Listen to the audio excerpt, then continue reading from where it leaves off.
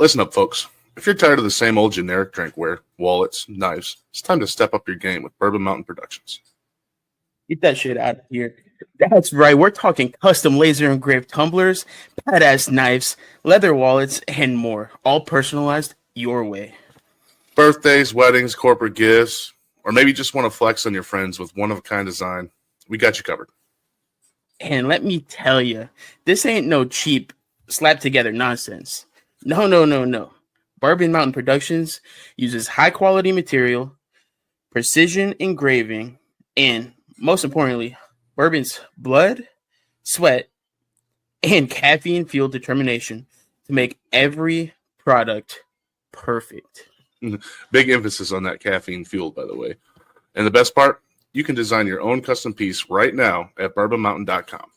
Just hop on, use a customizer, and we'll take care of the rest. Support small business. Get a product that actually lasts. And tell them the 44th Parallel Podcast sent you. That's Bourbon Mountain Productions, where custom meets craftsmanship. Now, let's get into the show.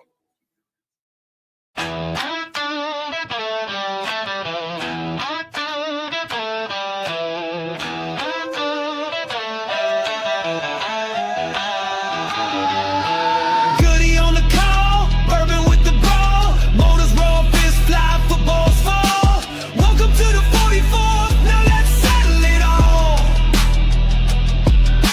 Throttle wide open, dirt flying high, digging, hitting triples like he's born to fly. Clutch to the corner, scrubbing like a pro. 38 got the fire, now watch him go. Down in the bayou, black and gold pride, Saints marching hard with that that stride. Sundays lit, we ride or die, call the blitz, throw the bomb, watch that pigskin fly.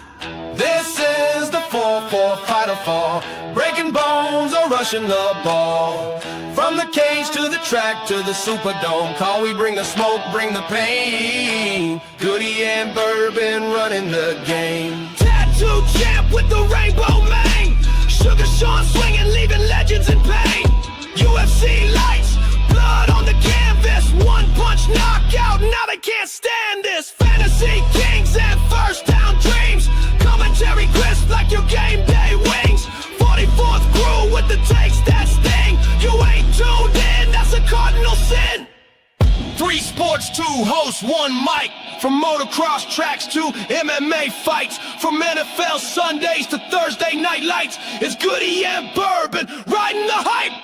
Welcome to 44, strap in tight. NFL hits and that Saturday night fight. Moto 2 on Molly, Saints to the sky. Deegan's got the danger, Sugar's got the sting, and we're the voices of everything. This is the 4-4 raw and real. Kickstart the chaos, break the seal. Where the dirt, turf, or cage, we bring the thrill. It's Goody and bourbon on the mic, on the hill. The 44th Parallel Sports Show. Motocross, NFL, UFC. Unfiltered, unrelenting, unmissable. Hey, yo, what is going on, everybody? And welcome back to the 44th Parallel Sports Show. It's just me tonight, at least for now. Bourbon might be joining up a little bit later, but we will see what happens. Yo, John Delta 581 with the first time chat. Welcome in. How you doing, John? Appreciate you stopping by tonight. And thank you for that follow. This is for you, brother. Much love. Grateful for the follows, clouds lifting like the smoke. Climbing up this ladder, each rung's a thank you note. Screen be popping, love spreading all around in this digital jungle where real friends are found. Hey, much love, brother. I'm doing great. Doing great. Ready to talk about some sports. I'm a little, got some allergies going, a little congested, but other than that. So this podcast specifically, you caught me, there's typically 2 of us. You caught me on our sports night. So this is our sports show. We talk about the NFL, motocross, supercross, SMX, MXGP a little bit. What we're definitely going to cover MX and Nations in October, and then we talk about UFC. Those are like the 3 main ones. Occasionally we'll mix in some basketball, baseball, hockey, but we main the NFL, the Supercross, Motocross, Super Motocross, and the UFC. But we also do our main podcast. Hell yeah. I love when I get some fans in here to talk with. Our main podcast is on Saturdays. We interview other streamers. So if you're a content creator or streamer and you're interested in coming on the show after you hang out here for a little bit, feel free to sign up. And I'm gonna be talking about that. That is wild. I didn't see the Paramount deal coming up. I'm gonna be honest.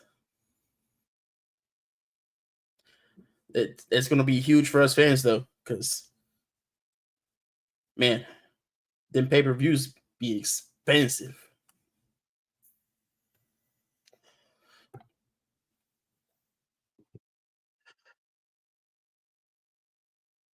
Let's jump right into the UFC then. Let's do that.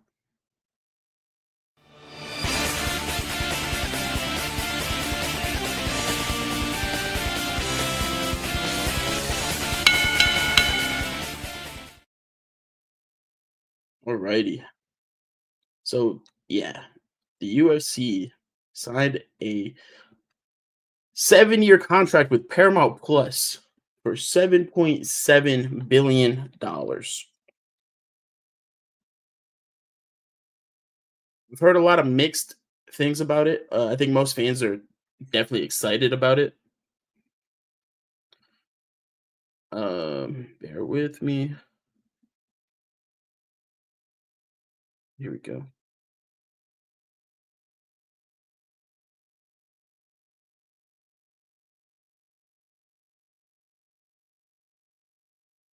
Oh yeah, definitely keep grinding. If you're, we have a Discord as well. If you're interested in joining, and then if you're ever looking for other communities that are supportive, feel free to reach out, and I can point you in the right direction, as well as plenty of other people. But Pizza Party is a good one for sure. And how many followers you got right now, John?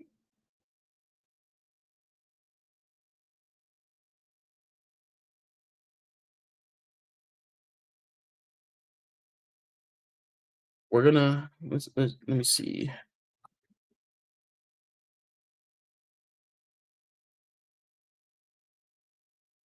There you go. Get you a shouty,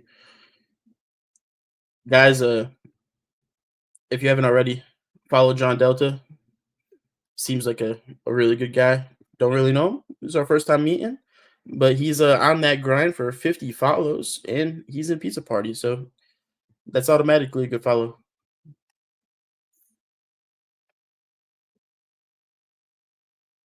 Got you, brother.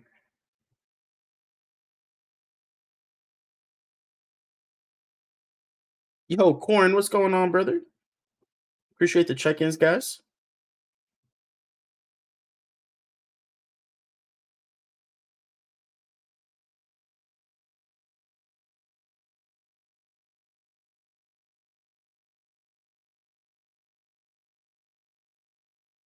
Last time, how many Warzone wins? Corn, I think we got 3 or 4 last time we played Warzone, I believe.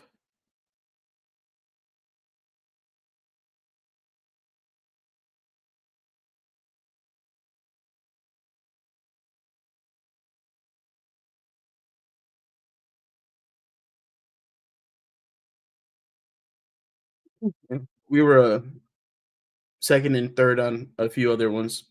So we oh,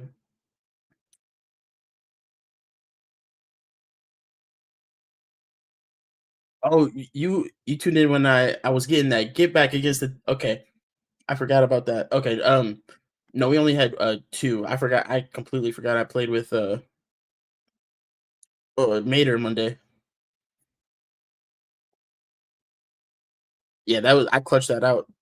They all died and I wiped the whole team. It was quads, so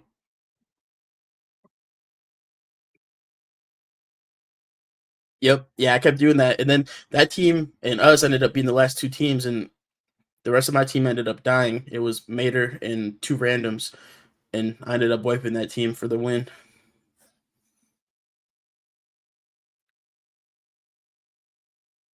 Yeah, that was a badass match.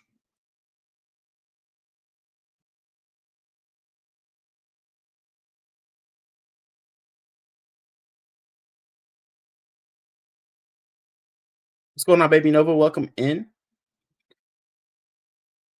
Corey, are you a UFC fan at all?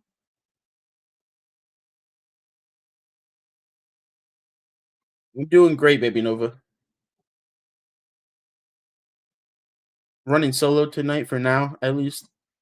Bourbon might be joining a little bit later, depending on how he's feeling after work.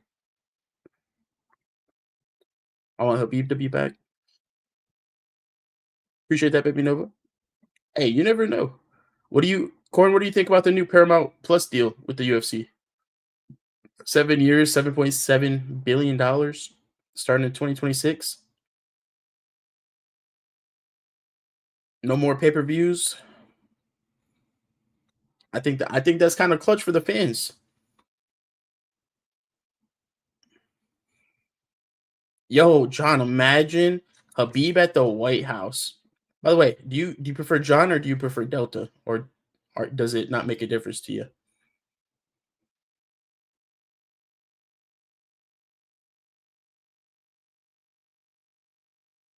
Either's fine. Okay, perfect. Yo, I don't know. I don't know what you're talking about. We don't do any Stream East around here.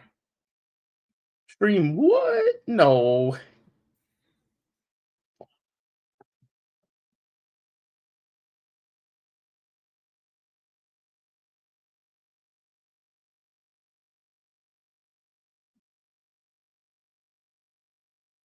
We got until 2026, so just a little bit more of the stream something.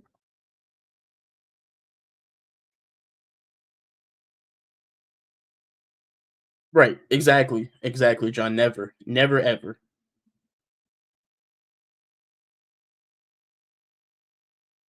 Yeah, it's my first time meeting Delta Baby Nova, and we've had some good conversations so far.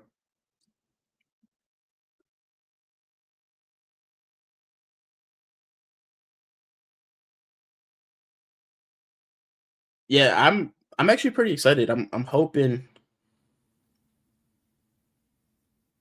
with Paramount and CBS being like a thing, I think they'll be able to handle it because they handle football just fine.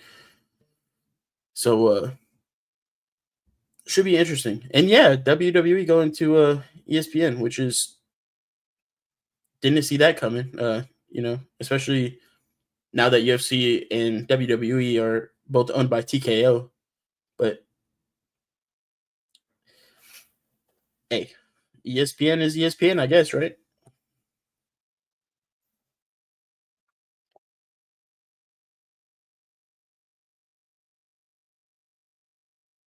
This is what Dana had to say about this deal, though. I'm sure you guys saw it, but I'm gonna read it anyways. This historic deal with Paramount and CBS is incredible for UFC fans and our athletes. For the first time ever, fans in the US will have access to all UFC content without a pay-per-view model, making it more affordable and accessible to view the greatest fights on a massive platform. This deal puts UFC amongst the biggest sports in the world. The exposure provided by the Paramount and CBS networks under this new structure is a huge win for our athletes and anyone who watches and loves this sport.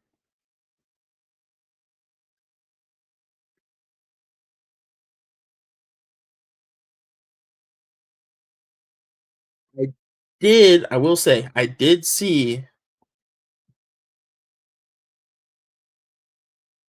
John. I thought the same thing. I thought they were both going Netflix, but then Paramount was like, "Hey, hold it $7.7 billion real quick."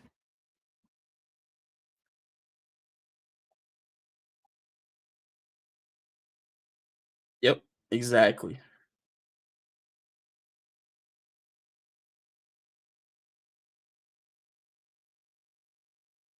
I wonder if has anyone done the math though. So without the pay per view model for ESPN, I think it was like a $1.1 billion deal for the 7 years.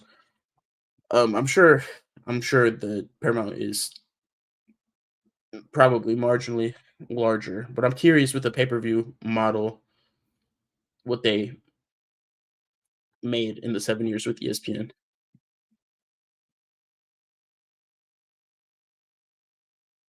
So I have a feeling I've seen a lot of rumors about that as well. I have a feeling that Dana he's gonna bump up the base pay and potentially championship, like the champion pay. Um, but I don't know. I'm curious to see what he does. And yeah, Disney does own ESPN. TKO owns the WWE as well as the UFC.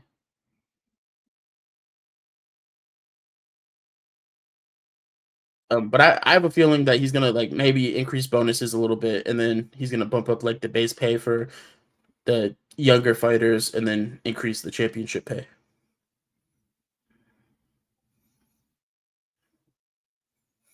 That's my thoughts on it. I think like your middle of the range fighters are probably going to be right around the same.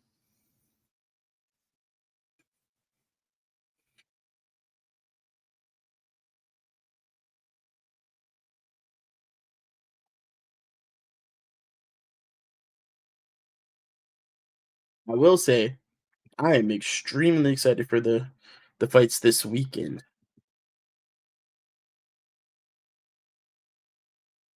Yeah, baby. No, but never hesitate to ask a question. What's on the card this weekend? Oh, we got for the main event of the evening is for the middleweight strap. Dricus Duplessis fighting, taking on Hamzat Chimaev. Super excited for that. I'm a really big Hamzat fan. Have been since he came into the UFC and fought like 4 times in 6 weeks or whatever it was. Whatever craziness happened. I'm going with Hamzat as well. I will. I can't. I don't like DDP. I was gonna say I can't stand him, but it's not true. I don't like him. I'm not a fan. I will. I mean, I gotta give him credit though. He's very odd and definitely unorthodox, and he's really big. Like he looks just bigger than most middleweights. Not necessarily height wise, just like thick. He's like thick. Um, but man, I saw Hamzat next to DDP, and Hamzat's big too. He's a little bit taller, and I know he's strong. There was a video of Hamzat in DC just playing around, and DC afterwards was like, "You're fucking strong, holy shit!" He picked him up and twirled him around a little bit.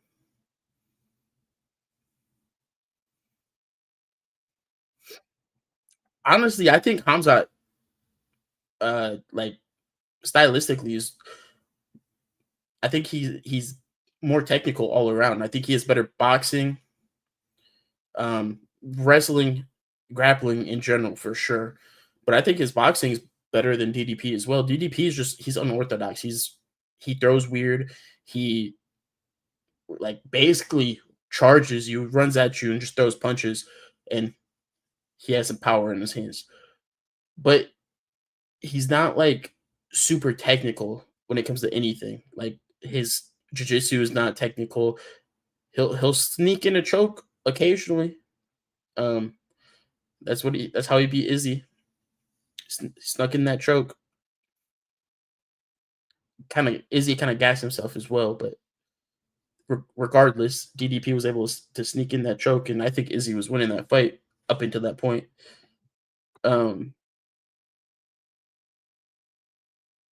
But he's not. Let's be real. He's not gonna tap out Hamzat. The one thing I'm really curious to see with this fight is Hamzat's longevity, his cardio. Um, we've never really seen him well, we've never seen him in a 5-round fight, and in his 3-round fights, most of the time it seems like he gasses close to the end of the second round.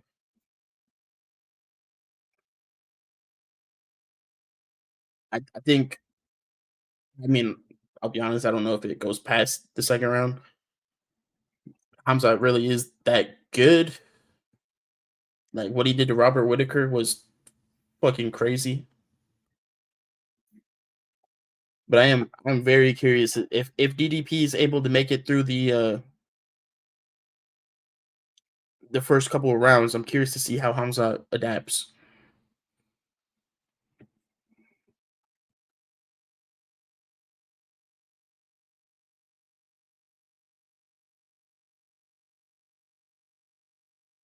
Yeah, I don't know.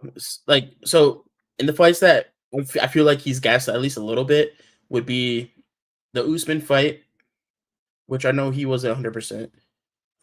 So we'll give him that, and then the Gilbert Burns fight. Uh, I think he's cutting, but I don't think he's cutting big. I don't I don't think he's cutting more than DDP's cutting. I think Hamzat probably walks around 200, 205 pounds, maybe 215 max. I know DDP's cutting from like 225, 235, which is crazy to me. Pretty, let me see.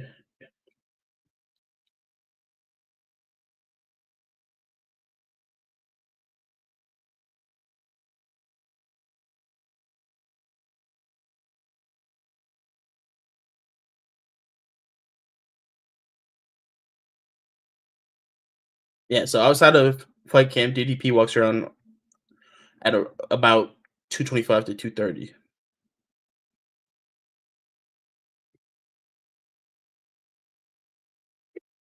Hmm.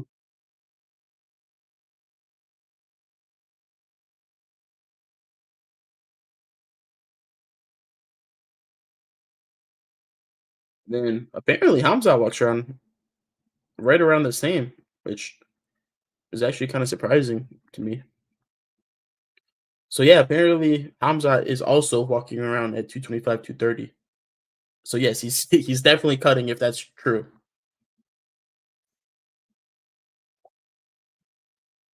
Not as big of a cut that he was making for 170 though. So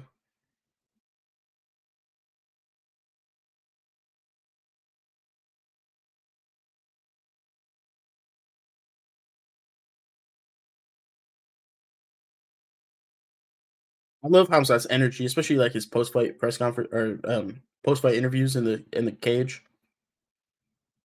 I kill everyone. It just gets you going.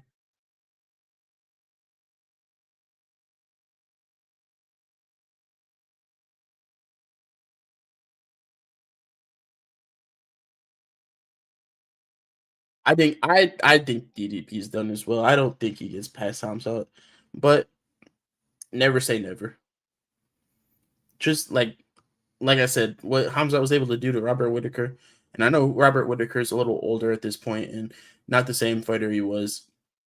He's definitely lost a few lately. Um, but what he was able to do to Whitaker, because even the other guys that he's losing to, they're close fights. The Hamza and Whitaker fight, it wasn't close. Hamza dominated him and then broke his jaw with a choke. Like that's fucking crazy.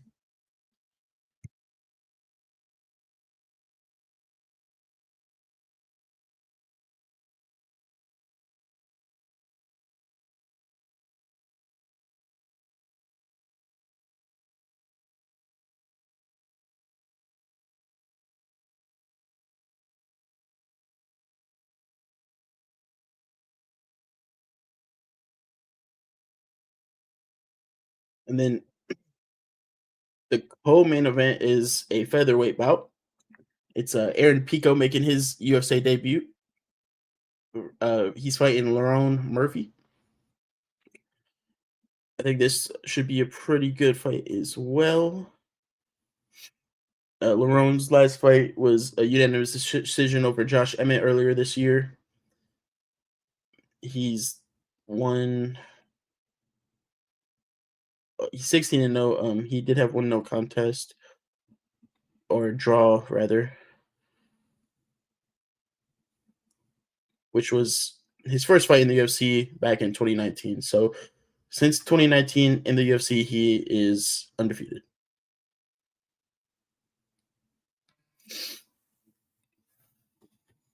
8-0-1 in the UFC, 2 finishes, the rest decisions. Aaron Pico, on the other hand, he's 13-4. His last fight, excuse me, his last fight was against Henry Corrales in the PFL. He won that by first round TKO. His last loss was in 2022 against Jeremy Kennedy in Bellator.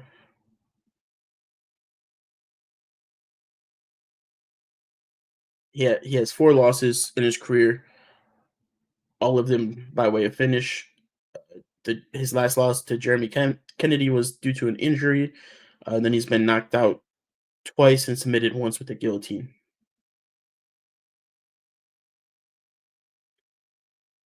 Ooh, what's my thoughts on John Jones being back in the testing pool? I am here for it. I wish, honestly, so I'm a huge John Jones fan. John Jones is the greatest MMA fighter to ever grace this earth, period. I don't care what your thoughts are on him outside of the octagon. Piece of shit human. MMA wise, though, no one holds the torch close to him, in my opinion. Habib maybe if he would have fought for a lot longer. GSP in the conversation, but not. I don't think it's that close. I don't think it's as close as people make it out to be. Another honorable mention, Mighty Mouse. He doesn't get enough credit, in my opinion, being a smaller fighter, but he's another great. But with John Jones being back in the testing pool, I'm here for it. I would love to see John Jones fight again. I would love to see John Jones fight Tom Aspinall, and I wish they could have made that fight happen to begin with. I understand why. John didn't. I mean, he doesn't have anything else left to prove. If he was comfortable, but I don't know. I feel like he did want the fight, but at the same time, he was like not motivated for it. And honestly, I think that's the reason everything happened how it did. I don't think John was motivated. I don't think he thought he was going to put his best foot forward, and I think he knew the dangers of fighting someone like Tom Aspinall because Tom Aspinall is a fucking monster. And I would agree, GSP is definitely closer than Habib. I think Habib needed a lot more work. I think Habib gets a lot more credit than not necessarily that he deserves, but I mean, I don't know how else to put it. He don't get me wrong, he's a phenomenal fighter.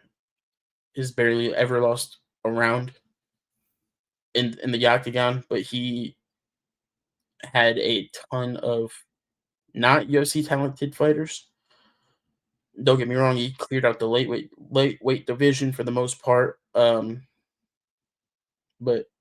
yeah, I don't know. I think I agree with you. It was early. It's too early to call him a great or the greatest. I think he's a great in the lightweight division. I'll give him that. Yeah, 100%, John. He retired early. He didn't even hit the 30-0 he wanted to. He retired at 29-0. What kind of shit is that? Bourbon. Hey, yo.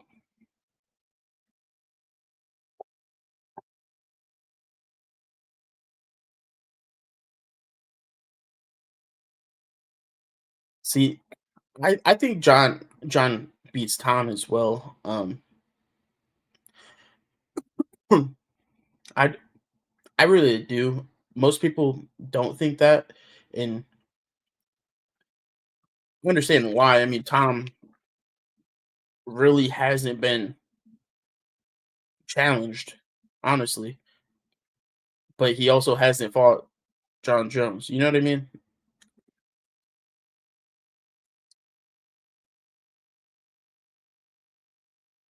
Yeah, exactly.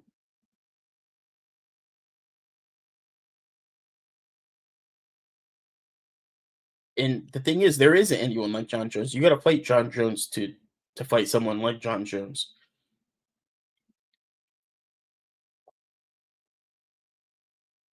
Like towards the end of his light heavyweight reign, this last time, he was literally so bored with it that he would like minimum train more than he did when he was, coked up and partying all the time.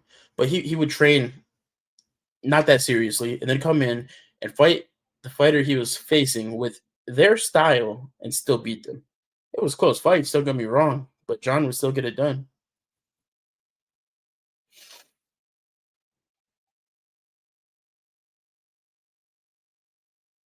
The only thing that worries me about the John and Tom fight, and it could very well be there, he may have just not had to have used it.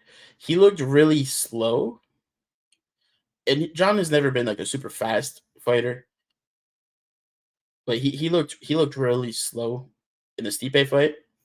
Um, but like I said, that could have been more of a if I don't have to use it, why use it?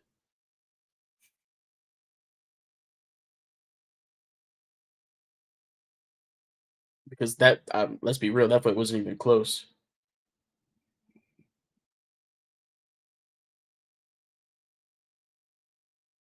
Yeah, yep. I hope they book him for the White House fight.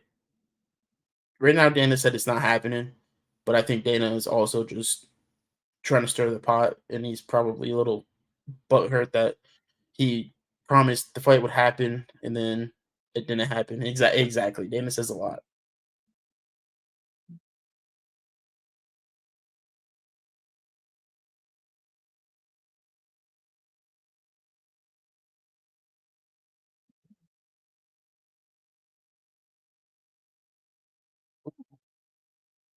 Yeah, it's a really good card. So like I said, we got Hamzat. We're both going Hamzat, John. Hamzat over DDP. I'm going. Honestly, I'm going Aaron Pico over Lerone Murphy. Um, and we got Jeff Neal versus Carlos Prates. Carlos Prates just had a fight against Ian Gary. Um, Ian Gary pretty much utilized his game plan and dominated that fight. Aside from the last round or two, round and a half, really.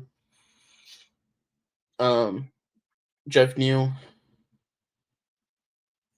really good fighter, has a lot of power in his hands. But I think I'm gonna go Prates.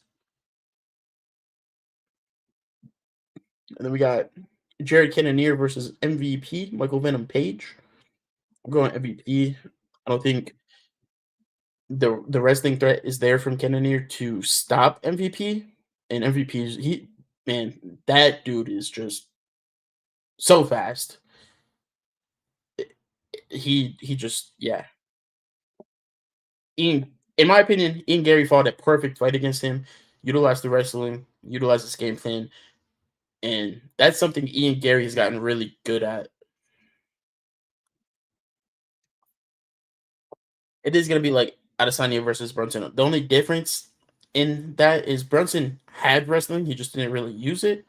Cannonier doesn't really have that wrestling threat as much as Brunson could have.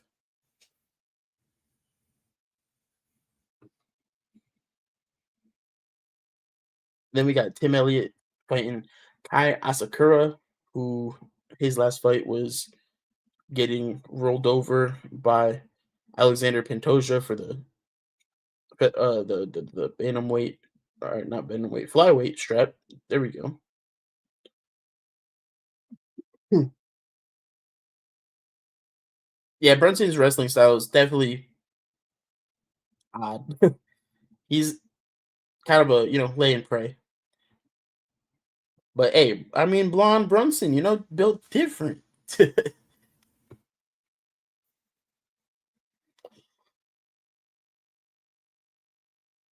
Sandbagger, yeah.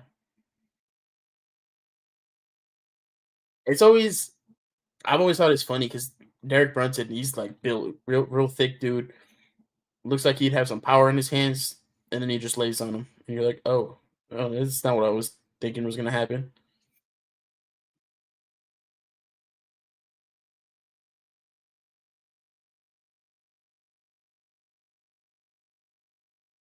Urban, you could take all of them. We know, buddy.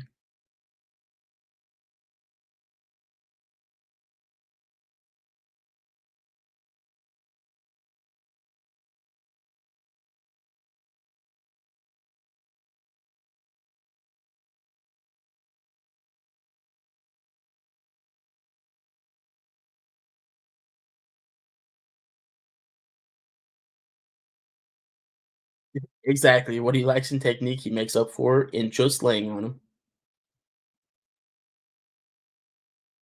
You were a sandbag wrestler? Hey, I mean, if it works, right? It's just not necessarily fun to watch.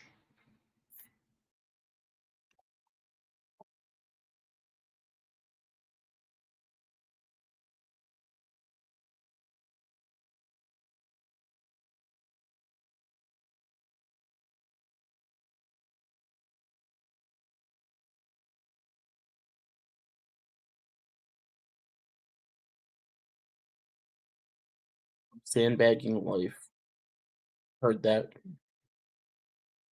Yeah, we do. We got Chase Hooper taking on Alexander Hernandez.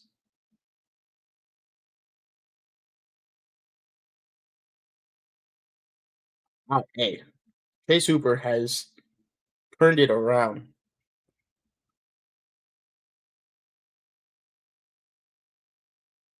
His last couple fights, I mean, he's been dominant.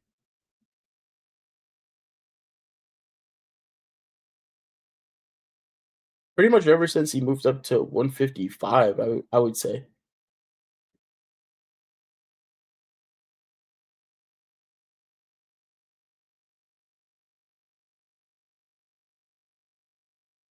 He looked really good on the Contender Series. Didn't get the contract right away. Then he eventually got the call, won his first fight by TKO, and then he lost by decision, and then he won by submission, lost by decision, won by TKO, lost by TKO, and then he hasn't lost since moving up to 155. I think 150 he looks more full at 155. Um, I think that weight class definitely suits him more, and his striking has came a long way, and his grappling has just leveled up. Like it was great already, and he just made it even better. What he was able to do to Clay Guida and then Jim Miller, to OGs, that was impressive.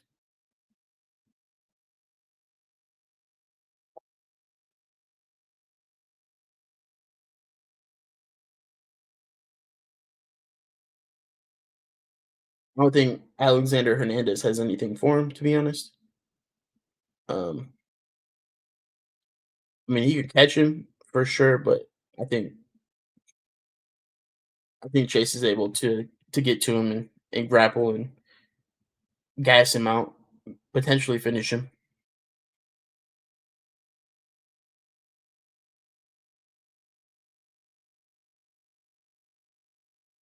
Mm, Bobby Green, King Green.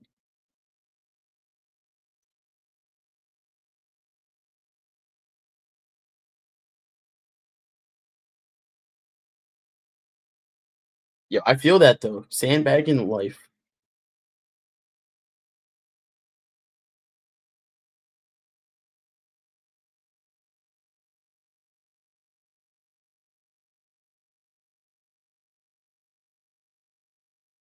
We no.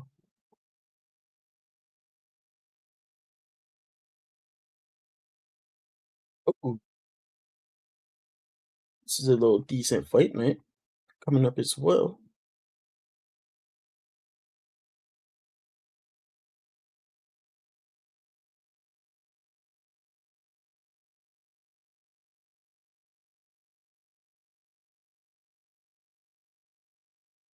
What did you think of the Max and Dustin fight? I think Max looks so good at 155, like when he's actually training at 155, and that's actually him because I know he's fought there in the past, and it was all short notice fights, just not anything not much different than 145, which I mean still says a lot because he is an absolute monster at 145. But he looks so much not even better. He just has like he has the power at 155 to compared to like 145. The weight cut, I'm assuming, just takes that knockout power away from him. But I mean, if you look at what he did to Justin Gaethje, I think that clearly shows you he has power. And then he was able to hurt Dustin several times in that fight.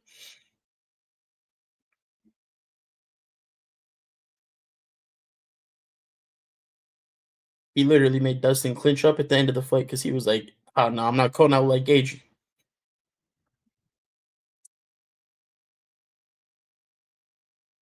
I want to see Max and Ilya running back at 155 because I think Max was winning.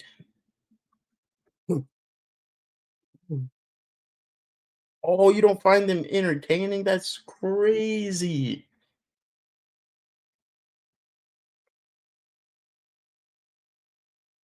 That fight was a war, brother. You missed a good one.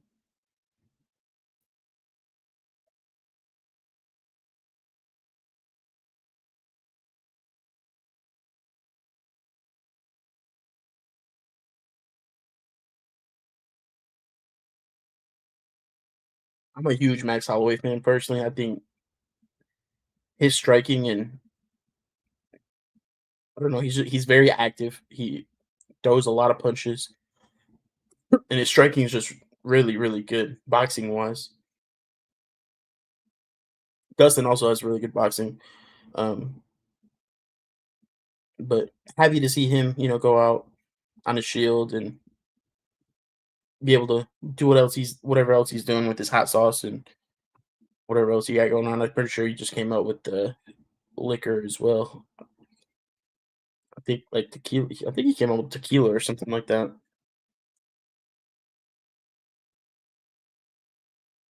Could be wrong.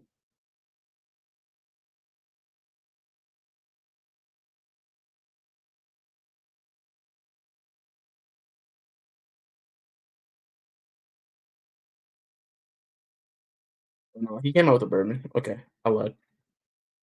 He came out with rare stash bourbon.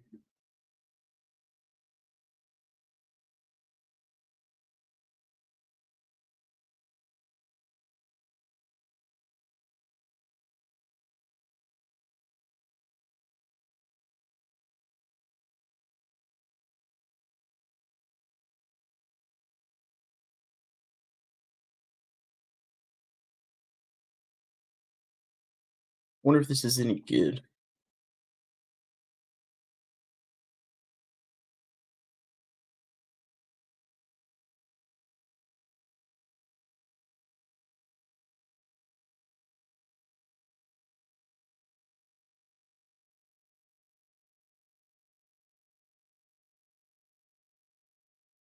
What do you think about Connor being back in the testing pool and allegedly failing his first test back?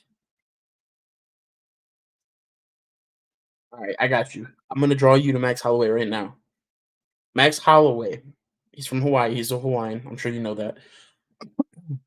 The way he got into MMA was he was a athlete in high school. Realized he was too small to make it big in basketball or football. His buddy talked him into starting kickboxing. They went. He was kickboxing. Did it for a few weeks, and then got an amateur fight. Went and won the amateur fight with like no experience, and then him and his buddies were playing one of the old UFC games, and Max was putting like combos together and those, and he was like, "Oh, I could do that," and literally taught himself combos from playing old like boxing and UFC games. and then from there has just became the guy, the fighter that he is. I get that. So yeah, Connor is definitely, you either love him or you hate him. Um, I love what he brings to the sport. All of the outside of the octagon stuff is pretty extreme, but I love what he brings to the sport. I mean, he draws in plenty of eyes, more than anyone else, and he's good at keeping himself in the media. That regardless of if it's good press or bad press, he takes all press.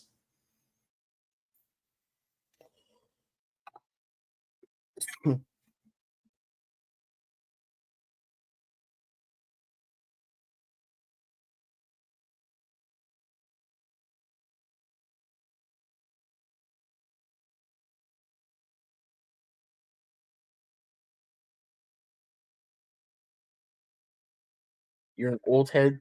I got you. So you're like a, Chuck Liddell, Tito Ortiz, Rampage Jackson, Randy Couture,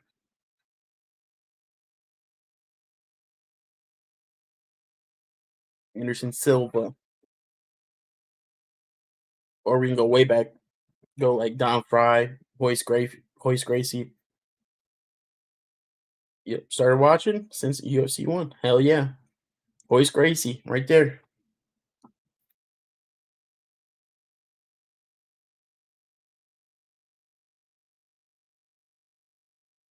Dan Severn,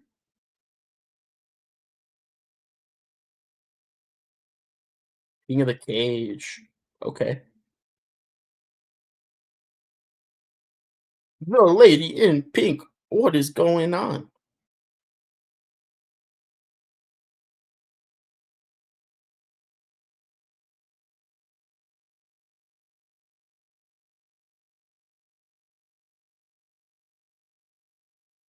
Okay, what? It's all good. I get it.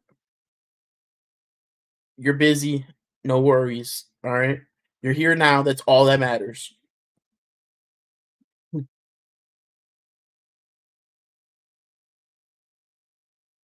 And Shamrock and Tito Ortiz. That was a. Ken could never get it done though. Luckily, his stepbrother was able to make it happen.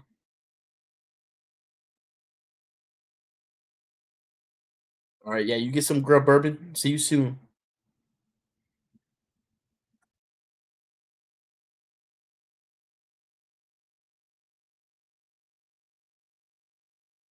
And Tito just had the answer for Ken in all three of those fights, but Frank, on the other hand, Frank beat the shit out of Tito.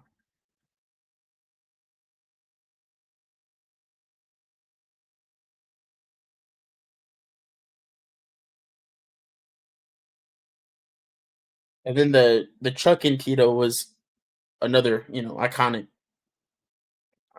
thing.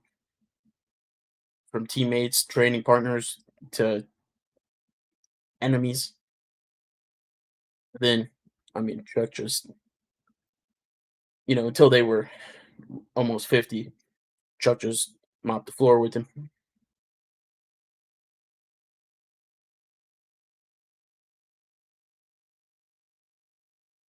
Chuck was the man, the Ice Man at that.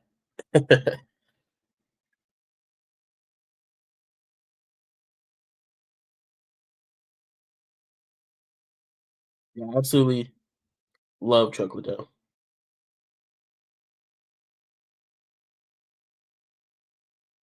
I've never been a big Tito fan, so I hear you there. I was definitely on the Shamrock side of that.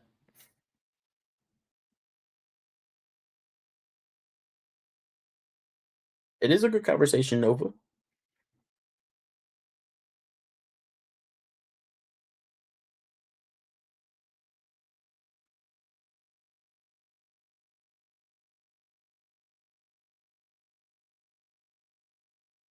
I'm gonna keep it going until Bourbon gets here, and then when he gets here, we can start talking about some other stuff.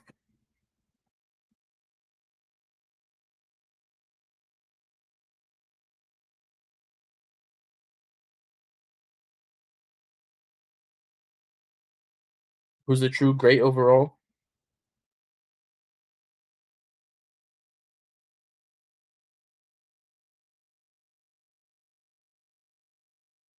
Mm.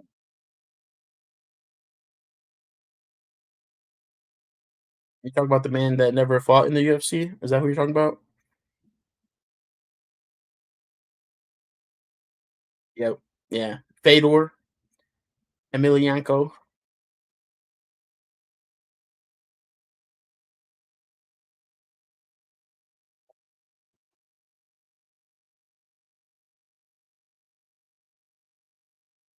Yep. Hey, Fedor was an animal. I think Dana was stupid for getting into the little beef that they had because I think Fedor would have been great for the UFC. Hmm.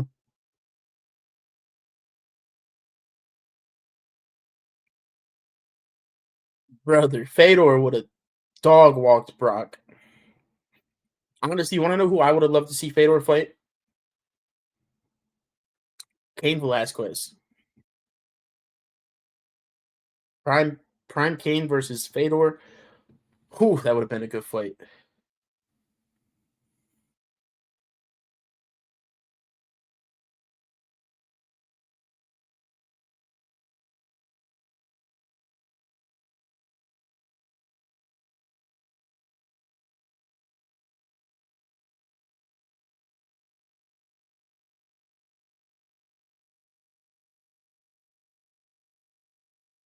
I also would have loved if they would have been able to make Anderson Silva versus GSP happen like they tried to do for all those years.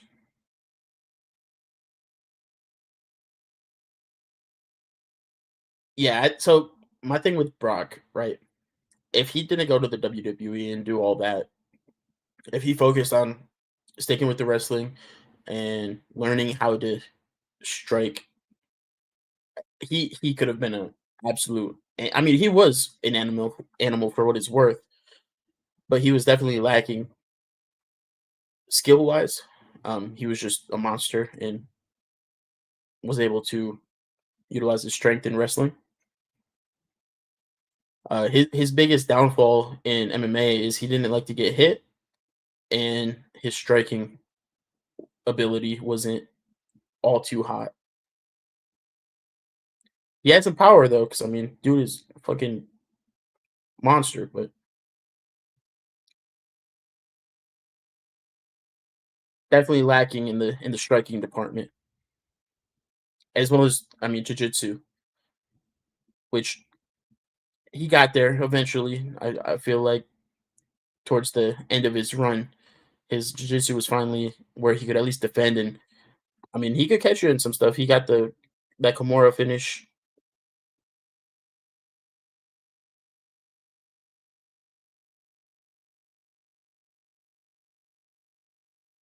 Hey, big hugs, baby Nova. Big hugs.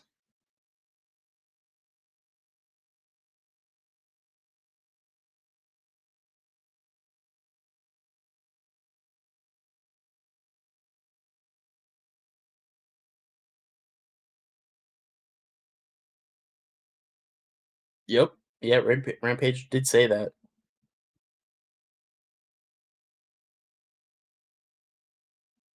Rampage has a really fucking cool story. I don't know if you know his backstory or not, but he does a podcast with Bear Digidio. Yeah, I love absolutely love Rampage.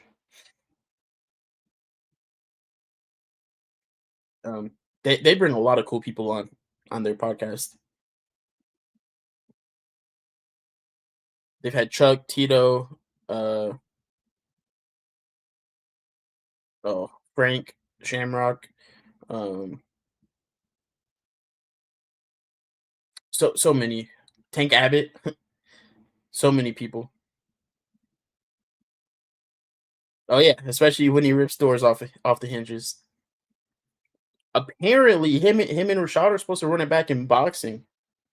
I don't know if that's true or not, but I heard that may be a thing.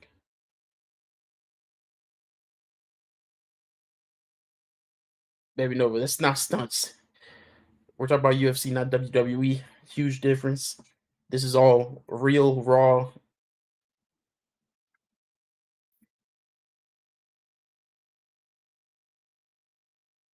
Hey, I'm a Michigan boy, huge Mike Perry fan. For that reason, right there, Michigan. Um, yeah, only Jake Paul fights. Oh wait, I can't say that. He said he's suing people for that now. Um, but honestly, Mike Perry is a fucking dog in bare knuckle. If you put some gloves on, it's not the same. But if he gets to go in there and just let them hands fly with some tape, oh, he's good to go. Yo, Moose Mechanic, what is going on? Or Moose Maniac? Man Inc. Moose Man Inc. I can read. I promise.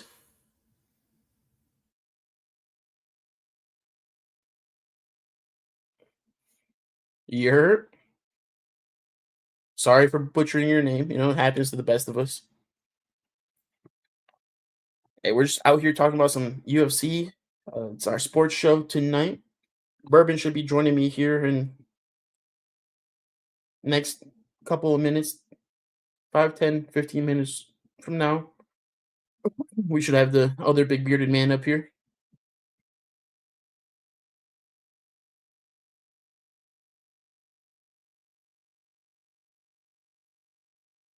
Yeah, I promise I can read. I can. I really can.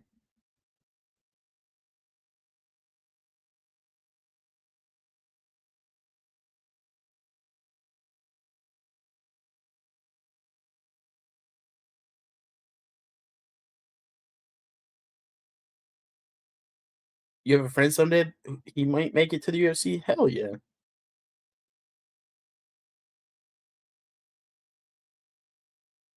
Yo, Mike Perry versus Jeremy Stevens is gonna be a banger.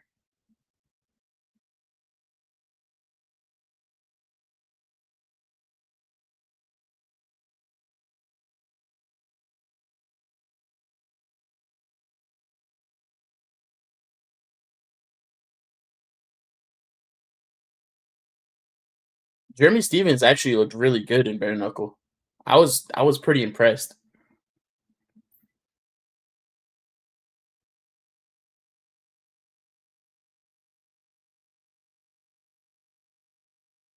But then again, I mean, Mike Perry has been impressive as well. Like he wasn't bad in the UFC, but he definitely was like a. I would say he was the gatekeeper to being ranked. Because in the UFC, I feel like there's levels, right? There's your top 5 contenders, your champion, your top 10, and usually in that top 10 somewhere, there's a gatekeeper. And then you got your outside of the top 10, your 11, 12, 13, 14, 15 up and comers. And then right before you get to that point, you got those like just below that gatekeepers.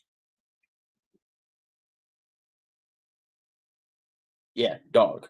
For sure. Both of those boys are dogs. That's gonna be a dog fight.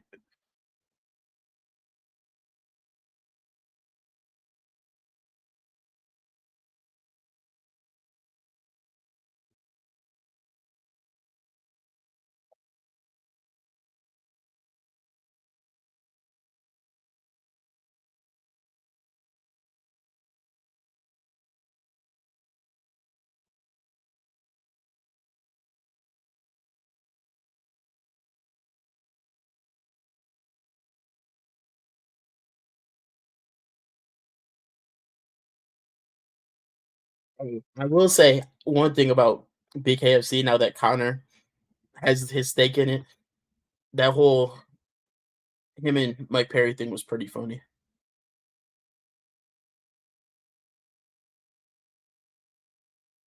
Oh no, not ads.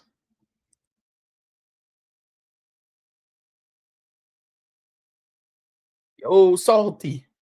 What is going on, brother? Welcome in.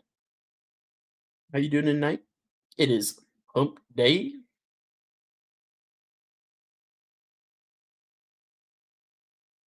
You gotta take your beard off? All right. Hey, all good, John. Appreciate you for stopping by and chatting with me, keeping me company. Much love, brother. Government job. Hey, I get you. I got you. Hey, you too, John. Appreciate you, brother.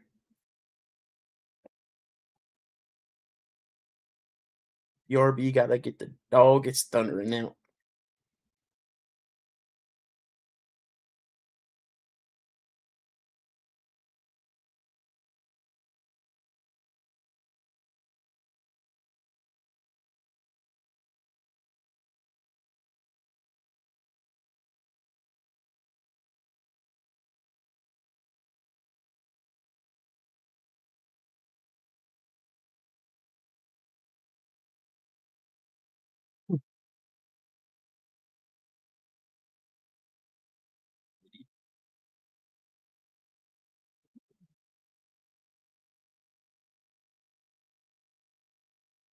Well, I suppose we can move on.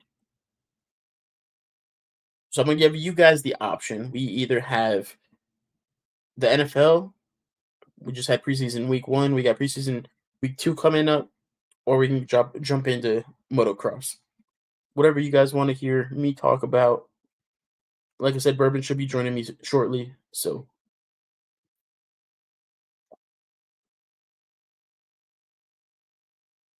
I mean, it's a sports show, Nova. You know what I mean? Those are the things and stuff that we talk about here. He's stuffing his fleece. What is he stuffing it with? Putting tater tots in there for later?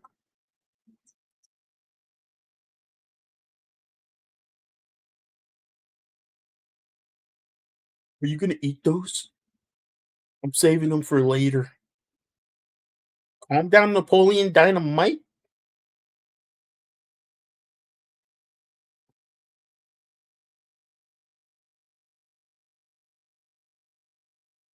Fajitas. Eating the fajitas. You definitely did, Nova. That's wild comms. I'm just saying.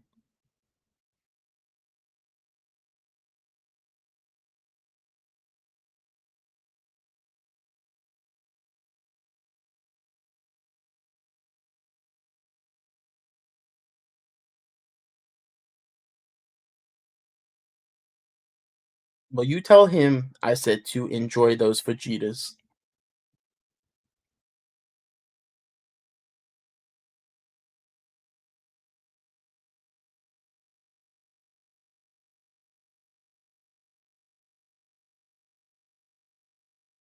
Also, welcome back, Salty. I hope your dog is, you know, okay. You know, Thunder might have scared the pup a little.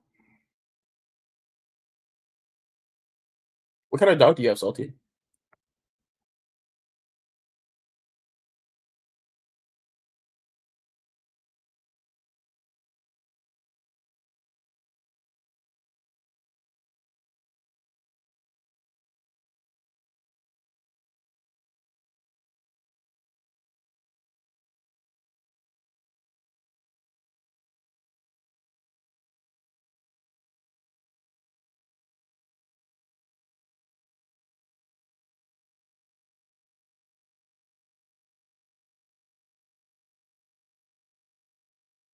Don't ask me for picks. It's not my dog, baby Nova.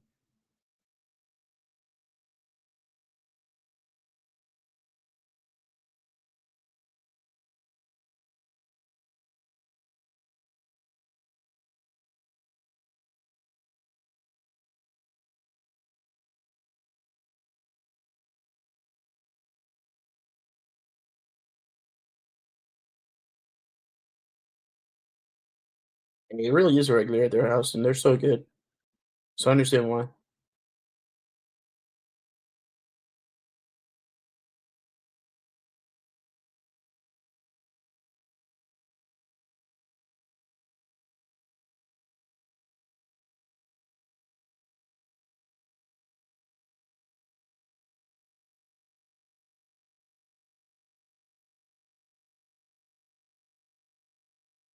Hmm.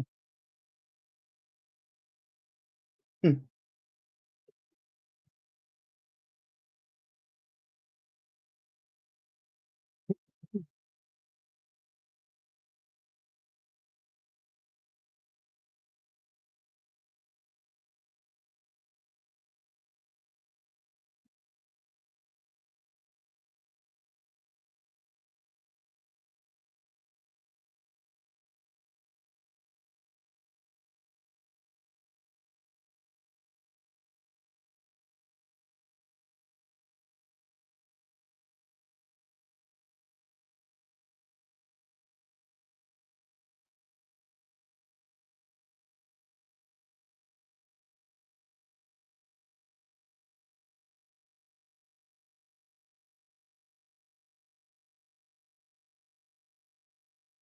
Pics in the general chat. All right. All right. Now we got to take a peek.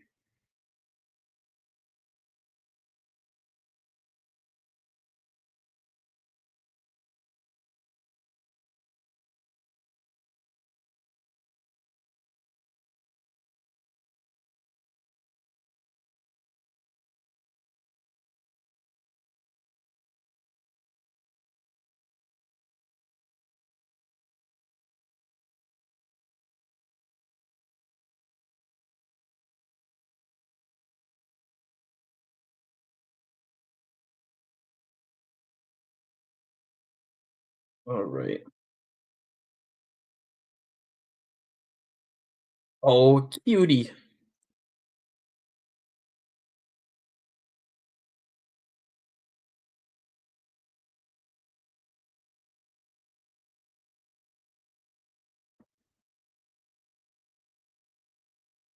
Yo, Bells, what's going on? I got you. I promise I didn't forget. I'm gonna get it to you tonight.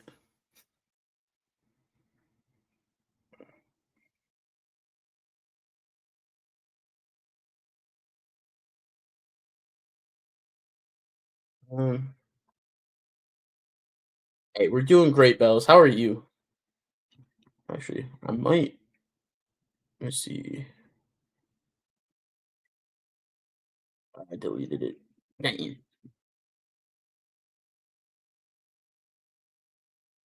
That was great. Ugh. He's a punk.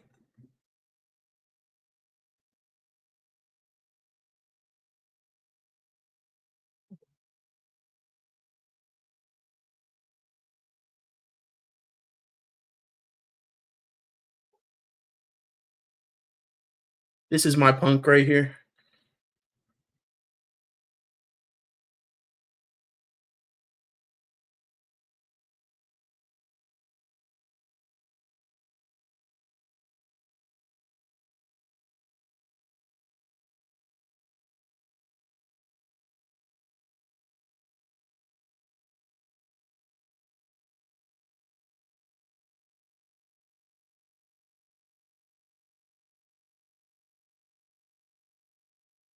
Yep.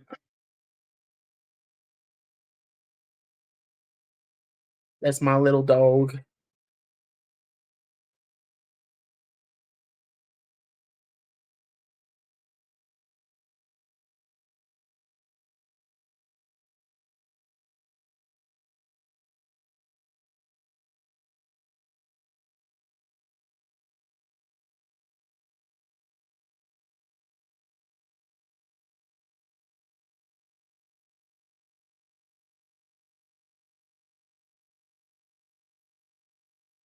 Bourbon, real quick, what would you rather talk about when you get here? Football or motocross?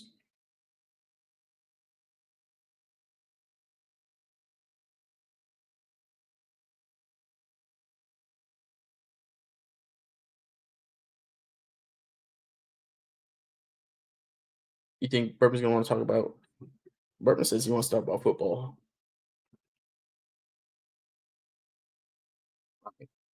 Let's dive into some football and get going on that. That way we're nice and into it when Bourbon gets here.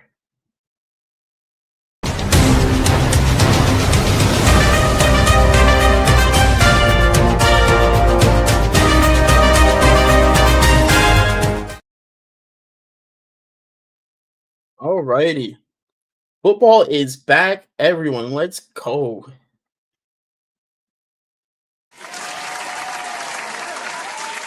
Yep, it's back.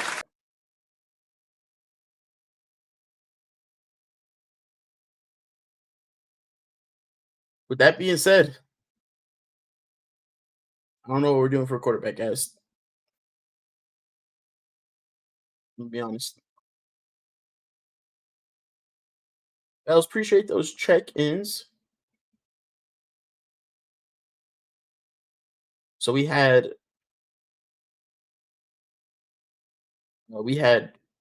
preseason week 1 this past weekend.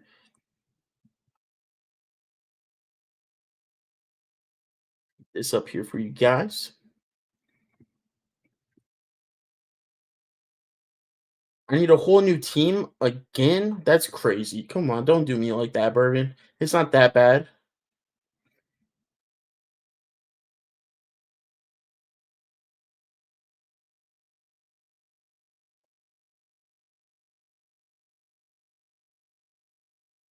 So we had the Colts taking on the Ravens, and like I said, this is only preseason, so this doesn't matter too much. A lot of this is, I mean, these are essentially just what's the word I'm looking for? Exhibition games.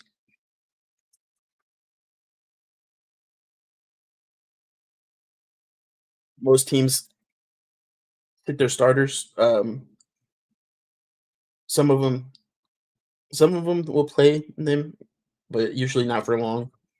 Typically, if they're playing their starters, they get a drive or two in the first, like the beginning of the game. And then after that, it's, the second strings, third strings, fourth strings. The people that are battling to keep a spot on the roster. So it is important for the players, not as important for the teams or the fans.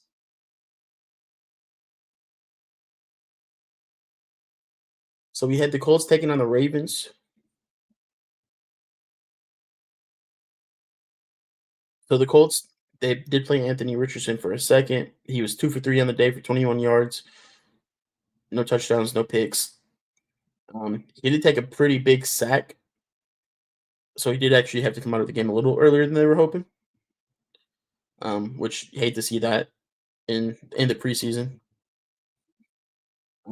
Daniel Jones was their best passer on the day. He completed 10 passes out of 21 attempts for 144 yards. No touchdowns, no picks. Riley Leonard was number 2. And he went 12 for 24 for 92 yards and 1 interception. Rushing wise, Indianapolis didn't get a whole lot going. They had Bentley rushing 7 times for 35 yards, averaging 5 yards on the ground, which, pretty solid. And then Riley Leonard, QB, 4 rushes for 34 yards, 8.5 average. It's pretty solid for a QB out of the backfield. Anthony Richardson is proud of you. Khalil Herbert, which is probably going to be their starter, scored their 1 offensive touchdown. He went 7 carries for 29 yards with a touchdown. Appreciate you, Typo. Thanks for stopping by. Get your son to bed.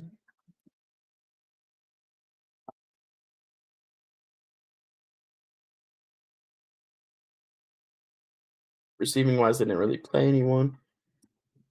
And then on Baltimore side, they didn't play Lamar. They had Cooper Rush. He went 2-4 for 16 yards and a pick. Not a good look.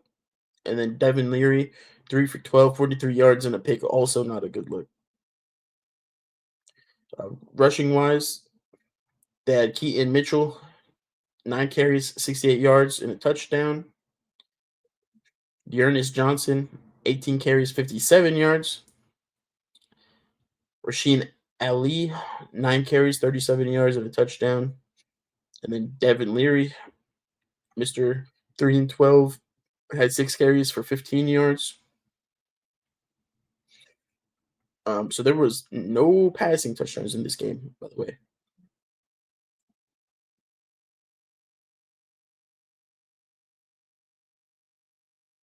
Unless, yeah. Yep, no passing touchdowns. There was a punt return touchdown, 87-yard return by LaJohntay Wester. And then Tyler Loop, Baltimore's kicker, went 1 for 2 on field goals and 3 for 3 on extra points. Indianapolis, their kicker went 3 for 4 on field goals and their extra point kicker, which they have 2 kickers, so they let Spencer Schrader kick the field goals and Maddox Trullo, I don't know, but he kicked their extra points.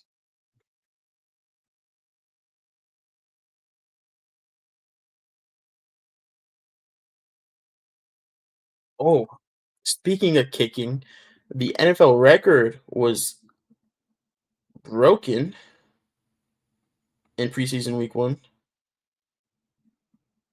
I think it was here. Who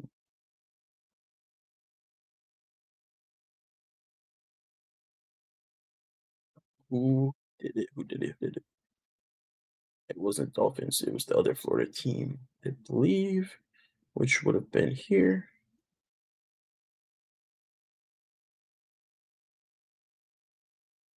Yep, right here. So Cam Little, he was 4 for 4 on his field goals, 1 for 1 on extra points, and he kicked a 70-yard field goal. 70 yards is wild.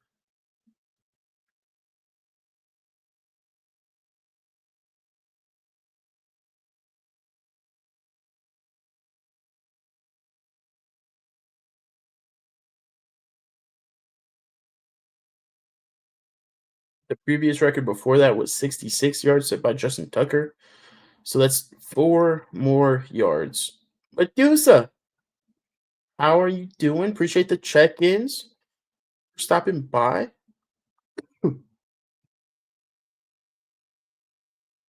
What's up, brother? I can't hear you, dog.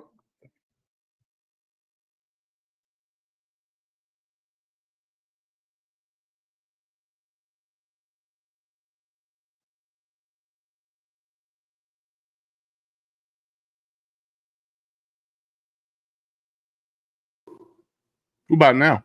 Oh, there we go. I could kick a 70-yard field goal. Could you? I believe it. Yep. What's up, buddy? How you doing? Doing great, brother.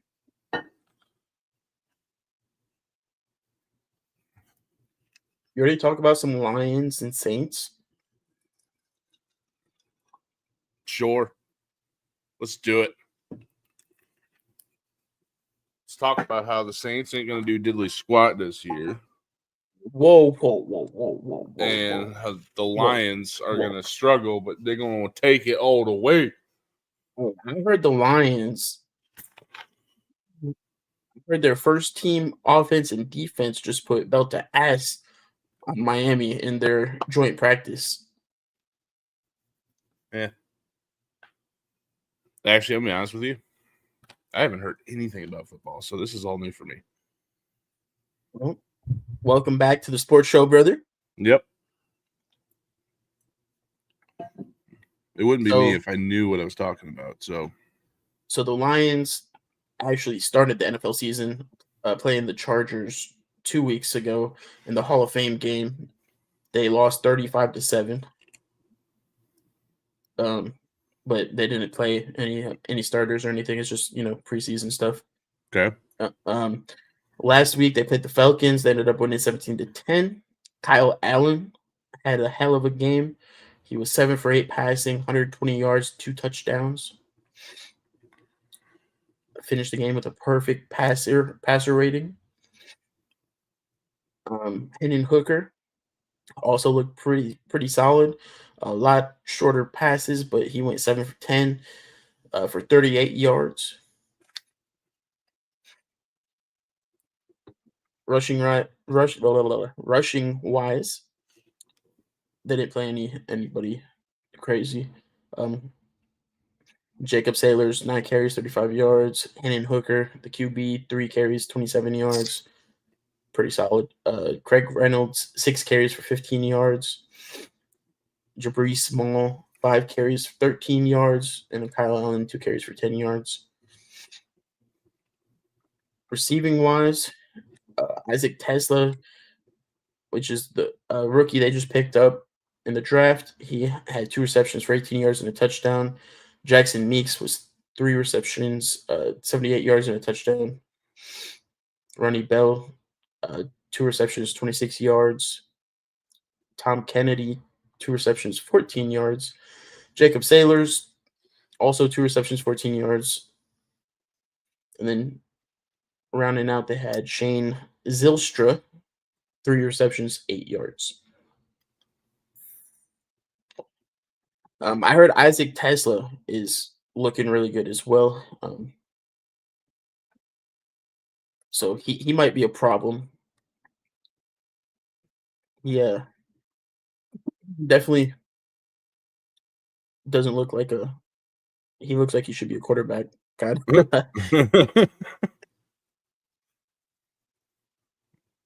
But he's 6'4", 214 pounds. And I think he runs like a 4.4. So I mean he's got some wheels on him too. Mm-hmm.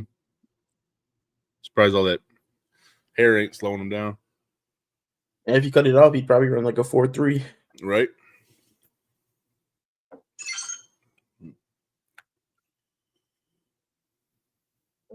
Falcons also didn't really play anyone. Easton Stick was their quarterback. He went 15-18, 149 yards and a touchdown. Rushing wise, they had their team rush 11 times for 22 yards, averaged 2 yards a carry. Receiving, yeah, they didn't. Neither teams really played anyone, which it's pretty normal for a preseason. They're playing their second, third, and fourth strings to see who's going to be the backup and who's going to stay on the team when they have to make their roster cuts. Yep.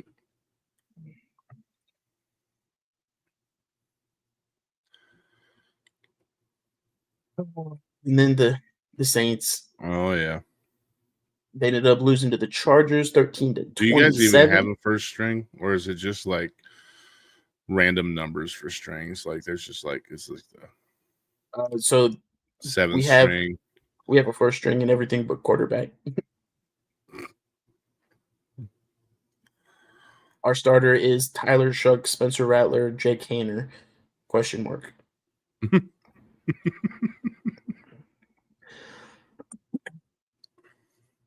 So Tyler Shuck, he actually didn't look too bad.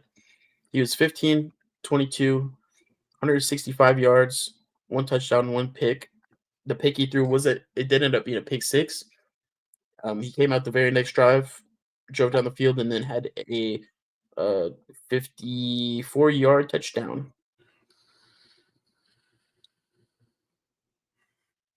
There you go. So there's promise there. He's definitely settling in. He has a lot to work on. When he gets pressured, he seems a little panicky, makes some bad decisions.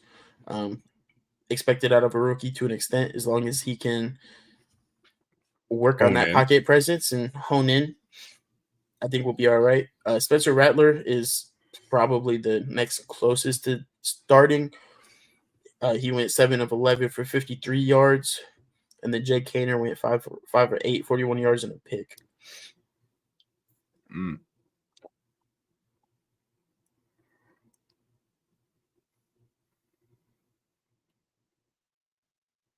I'm gonna let you know, by the way. Mm-hmm. Facebook has been teasing me all day. Oh Seen, my look, gosh. bro, I've seen like 8 Drew Brees videos today. Who's that?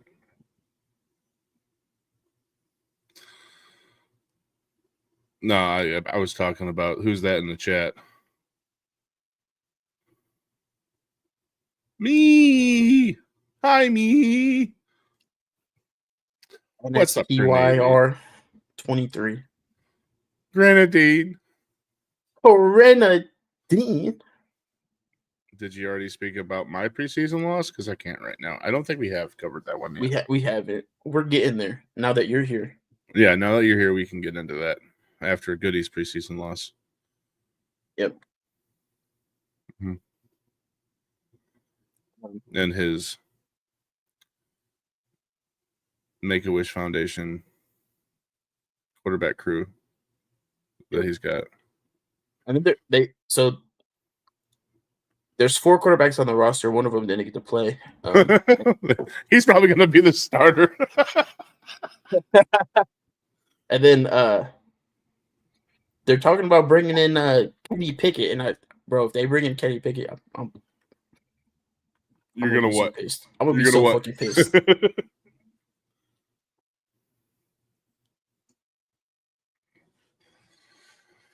The Saints have the youngest quarterback room in the NFL right now, almost guaranteed, especially experience wise. Well, I mean, considering that did the Chargers play like third string or something? So they played second and third, yeah. Okay. They played Trey Lance, which he actually has had 2 really good weeks. Week 1 in the Hall of Fame game against the Lions, he threw 2 touchdowns, and then this week against the Saints, he didn't throw any touchdowns, but he rushed for 1.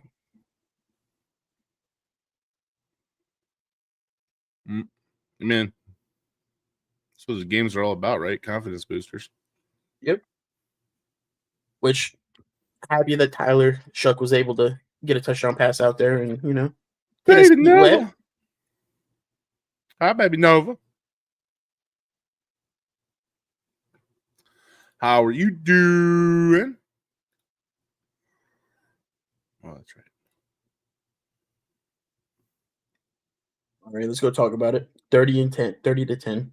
Oh, no. I'm tired, but I'm well. I'm well and tired.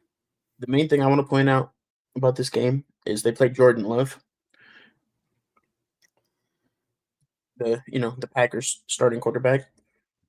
He went 1 for 5 for 7 yards, brother. That's rough. Oh, no. Sorry, grenade. That doesn't bode well at all. Hey, Donovan Edwards, out of Michigan, undrafted. He got picked up by the Jets. He had himself a day. He actually had a 60-yard rushing touchdown that got called back on a holding call.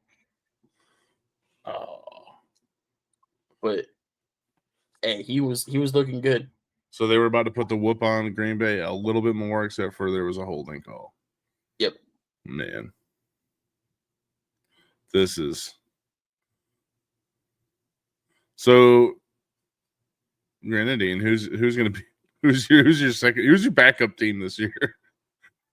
Who's your backup route?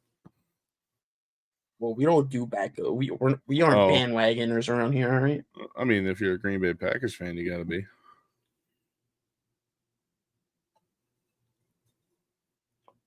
No, that's true. No backup. Okay. Yeah, okay. I mean, I've always said I'm a true Lions fan ever since I was born. But to be fair, I really don't pay too much attention to football. Or fired as my friend. Why? Because I'm giving you shit? You're a Lions fan, and she's a Packers fan. Okay, I'm sorry. No, if you're just now realizing I'm a Lions fan, you were fired as my friend before you fired me.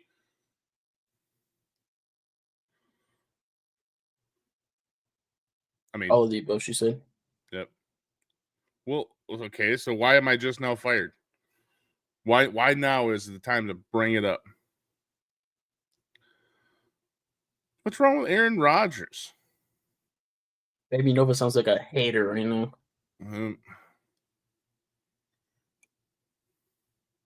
But he got them rings, though.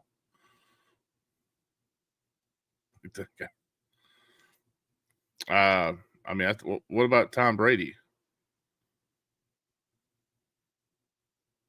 What do you feel about Tom Brady? Fuck him too. Wild. All right, how do you feel about Drew Brees?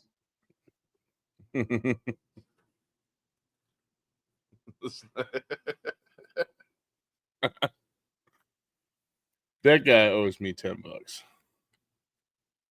anyone says fuck Drew Brees, fucking they're out of here. Who's Drew Brees? Shut up. I'm actually got to look this guy up. You don't know who Drew Brees is? Seriously? I've heard the name dropped a lot, but I don't know what he looks like.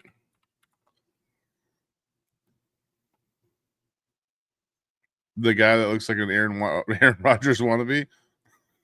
Oh, you did not just say. You did not just say that, brother.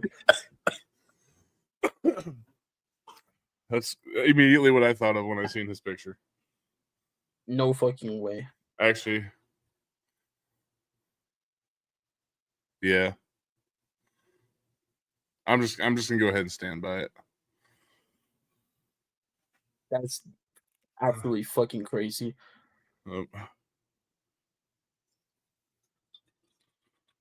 Saints quarterback care $89K. He cares $89K. I wish I cared $89K. What's up, Mater? Yo, what's going on, Mater? Look, Drew Brees threw not one, not two, not even three, but 5,000-yard seasons. Oh, he was doing what now? He was trying to be Aaron Rodgers. I'm locked into this now. It's committed. I'm gonna turn everything into that. Absolutely fucking wild. This guy. What? I like to talk smack. Uh-oh. Cheers. Cancel your birthday podcast then? Okay, fair enough. I deserve that. Everybody understand. No more birthday podcast because Goody canceled it. Shots. Cheers. Oh.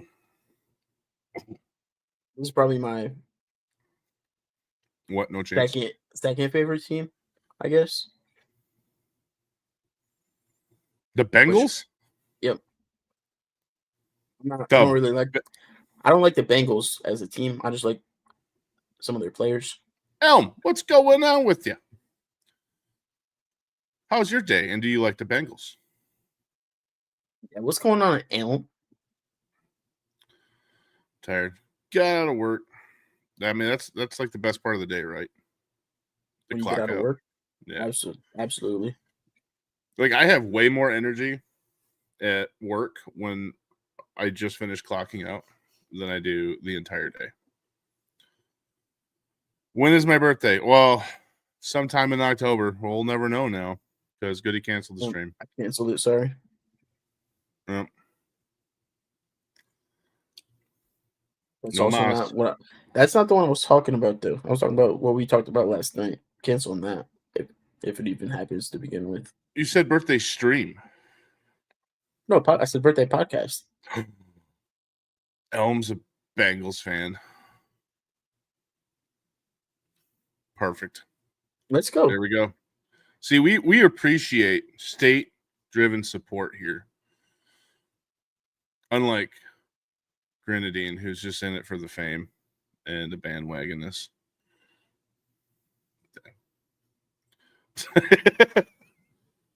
I like how he attacks Grenadine, and I'm just sitting up here living in Michigan my whole life. And Yep. Go Saints, baby. Yeah, so this guy lives on the East Coast, roots for the West Coast. What kind of madness is that? States are south of us. What do you mean, brother? Louisiana. Yeah, Southwest. I guess it's not the West Coast. It's Southwest. Whatever. I'm geographically challenged, okay? Grenade can't spell. I can't read a map. Bite me. But this is active. This is my favorite quarterback in the NFL right now, Joe Burrow. I'm sure you guys heard me talk plenty about him last season. It's going to continue this season. Maybe we can get Philly Billy on here at some point so I can argue with him some more. Oh, yeah. But Joe Burrow, he actually got to play. He went 9 for 10, 123 yards and 2 touchdowns. And who caught one of those touchdowns? None other than Jamar Chase for reception, 77 yards and a touchdown. And one of his catches were fucking wild. I thought Jamar Chase was injured until next season.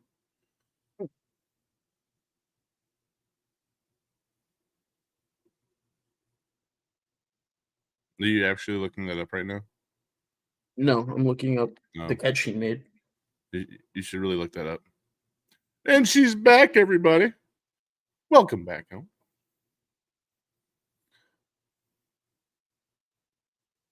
You know, I'm curious. What played in the ads?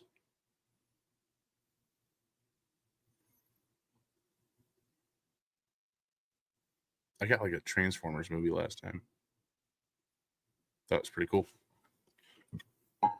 This catch right here, crazy. Why was that crazy? Because it doesn't even look like his feet were in bounds. But look at the toe tap. That wasn't a tap. That was a plant.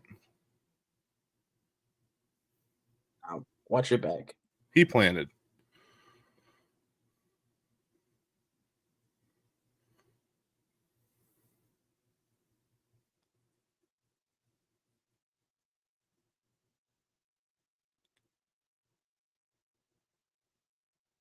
Oh my god.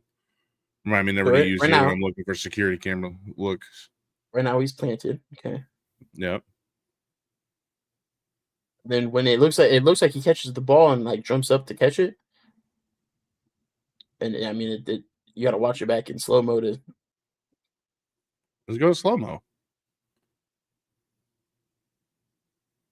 so he was tiptoeing. Yep. Still takes skill. Got them I could do better than that. got them 2 toes down. Queen! That is I a didn't catch. even see Queen slip in here. How you doing, sister? What's going on, Queen? How you feeling? How you doing? How you doing? Darn. All right. Yep. I think the Eagles has got some grit this year. I'm gutters at the gym. I'm gutters at the. You're cleaning your gutters at the gym? Or the gutters at the gym. I don't know. I'm confused. But hey, get that work in. She's speaking Queen of knees. Oh, no. I tried it. It didn't really flow. AKA trash. I'm gutters at the gym. Got you. I am too. So bad that it doesn't even want me there. So I don't go. I stay here. I'm boycotting. You got this, Queen. Keep doing whatever you're doing. I like going to the gym sometimes. I like going to play like basketball and whatnot. That's not going to the gym. It is. Bro, you can't go to the gym and play a fucking sport and say, I went to the gym. You can say, I went to the gymnasium. Like, I went to the high school down the road and played some b-ball with the Skeeters, you know? Yeah, full court, baby. But you can't say, I've gone to the gym today. I mean, you got to get a little lift in while you're there. Yeah, a little lift. No, you got to prioritize the lift and the running and all that jazz. And then The maybe running is catch the a game. basketball, brother. That's the cardio. Okay. But still, you got to be hitting the weights and all the things to classify. I went to the gym. You have to. You can't just be like, hey, I went there and I played pickleball. Woo! Look at these guns. Bro, people go to the gym just to go swimming. What do you mean? Well, they're not going to the gym. They're going to a swimming pool. Yeah, but they go and like swim laps. They're doing cardio. Like basketball, it's cardio. No, that's a recreational thing. That's a recreational activity. There's got to be leg day involved. There's got to be arm day. You grew up where I grew up, brother.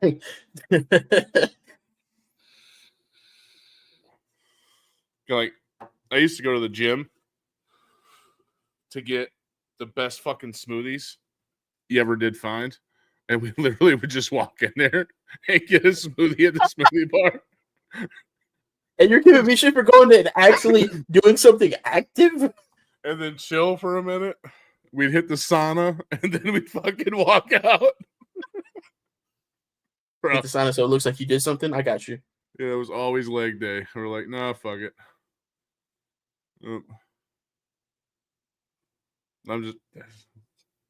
We used to say we were going to the gym, but we got called out for it, and I see it valid. Same thing with the whole, what is that thing? What is it called? You like hit the ball against the wall and shit. It hurts if you miss. Racquetball? No, it's not. Squash. It's like the rubber ball and you smack it against the wall and then yes, and it hurts. It like pelts you if you get in front of it and you try to swing and hits you in the newt sack and you're over here keeled over throwing up.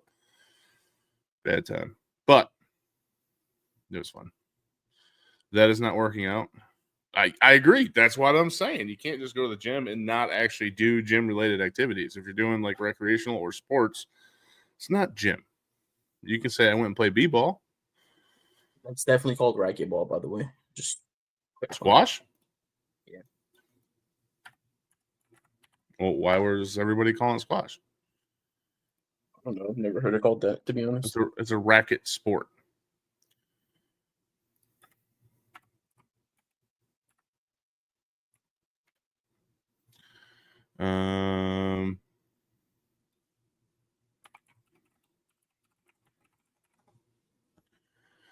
Squash is a racket sport played by 2 or 4 players in a 4-walled court where players alternate hitting a small hollow rubber ball against the front wall, aiming to make it difficult for their opponent to return the shot. Yeah. I guess they are slightly different.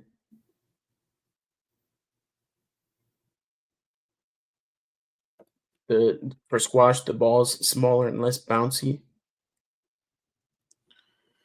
Yep. And then the court is wider but shorter. Yes. Yep.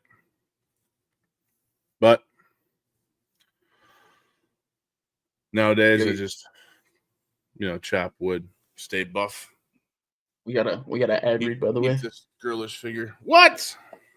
About not working out at the gym. Not working out at the gym. I got you.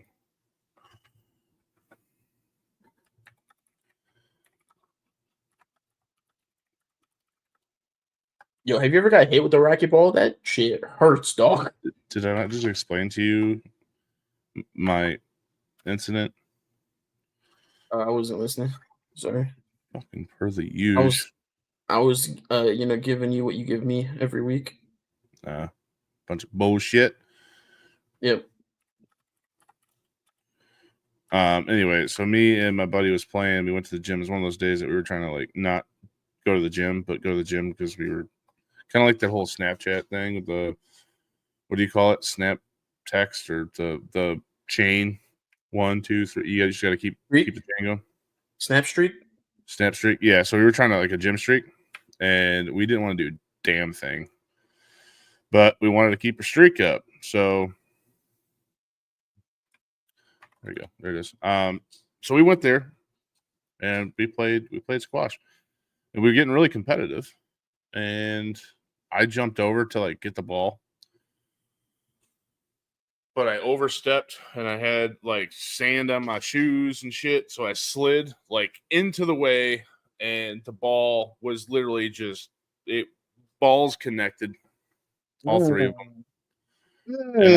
And I was down, like, hacking up a lung is what it felt like. Yeah, you felt like you were gonna throw up, huh? Yeah, that was the last day I played squash. Yeah, I don't blame you.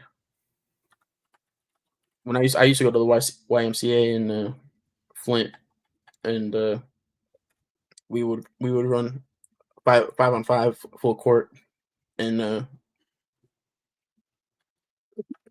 I'd just play with a bunch of random people. Some of them, had college careers. Some of them just high school. Some of them weren't allowed to play in school, for other reasons. But it was always all of fun them were going. taller than you. Oh yeah, I was always like the short, chubby Irish guy, and they're like, oh, this guy. And then I'd get out there and got a good jumper on me. So then they started calling me Kyle Korver. They called you who? Kyle Korver. Who's that? He's like the white Ray Allen. Who's Ray Allen? Never mind. So we could do this all day, buddy. Does anybody else know who Ray Allen is?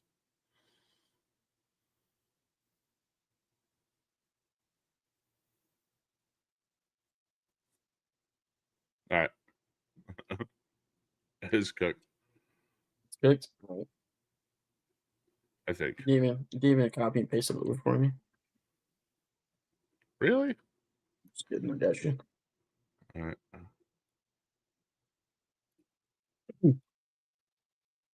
Jesus Christ, it's a long one. Well, yeah. Gotta give Queen what she wants.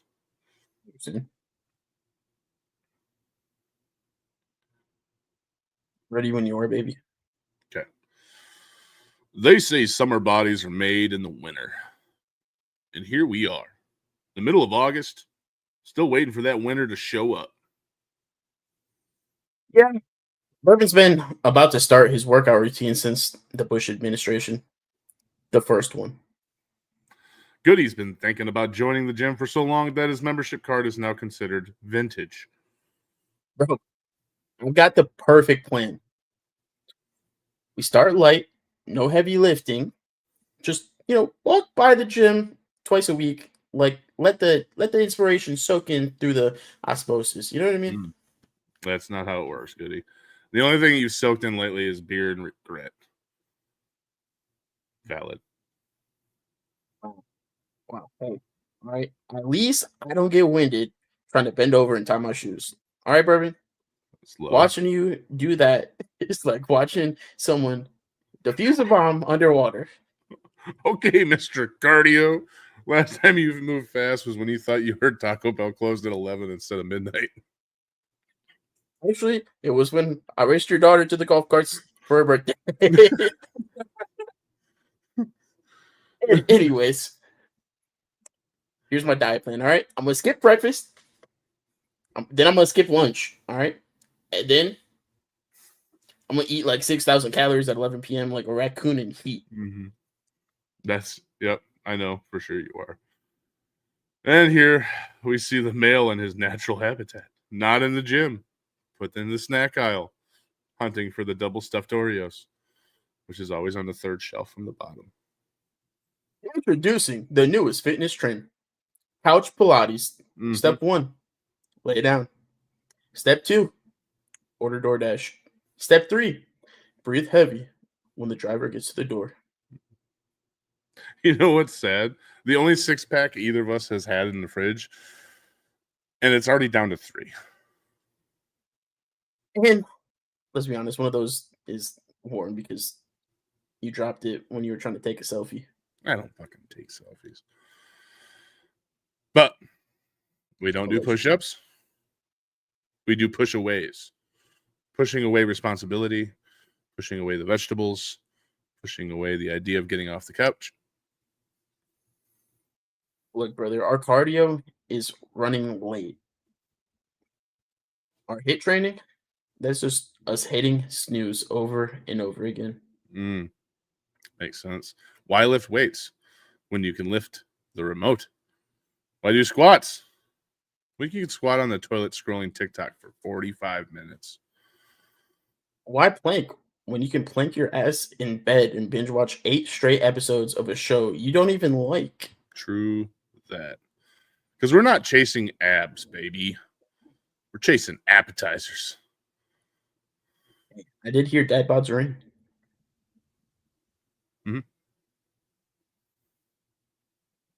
This public service announcement is brought to you by the 44th Parallel Podcast, the only gym where your spotters are just spotting you.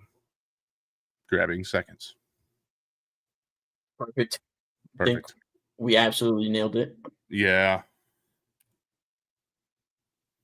It was all about us not working out, so I think it was, yeah, that's correct. Cheers. Appreciate you, Queen. Love you. Cheers. Yeah, much love to Queen. Yep.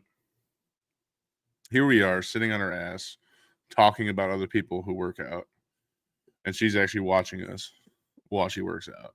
Like, she's already, you know, the reason why she loves us so much right now, she What's knows that? that she's better than us.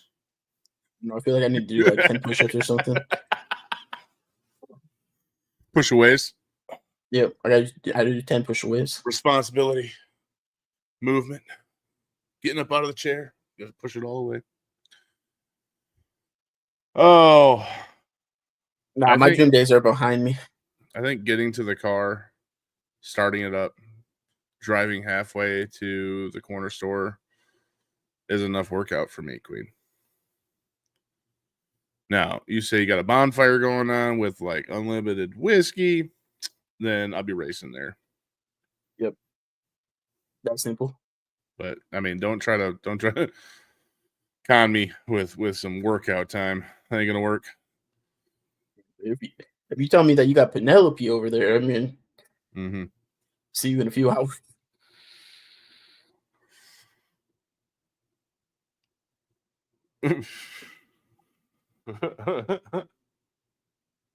There's always a bear in his yard. It is true. It's me. Me. And my dog. I would say if it's not him, it's his dog. Oh, so what else do we got for the old football?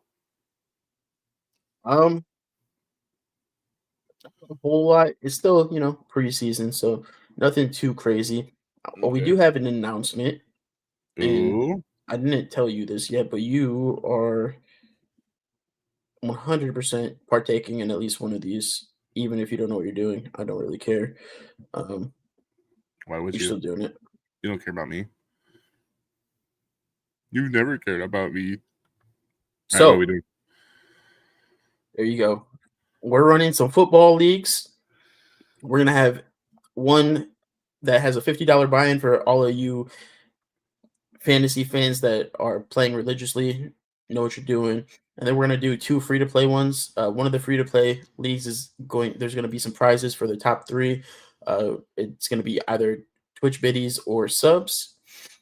Ooh. And then we're gonna do a completely free-to-play one just for fun. Bragging rights is the only prize for all of our new fantasy players. So if you guys are interested, reach out to me and let me know. I'll get you an invite sent. Just let me know what league you want to do, and we will make it happen. What's fantasy football? All right. So, actually, hold up. I can pull it up on here. Let's see. Ooh, good question. I just work here, Queen. You're gonna have to ask that Goody. You gotta ask that Goody.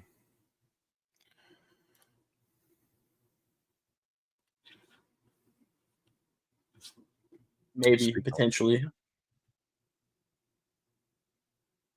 So, fantasy football is. Do you actually not know?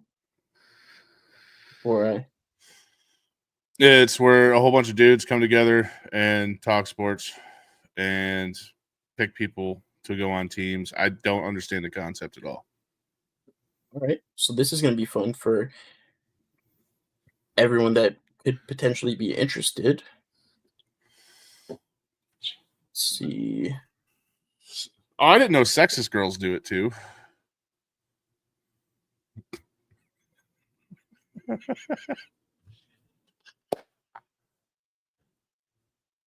Punctuation matters. Sorry, that was great.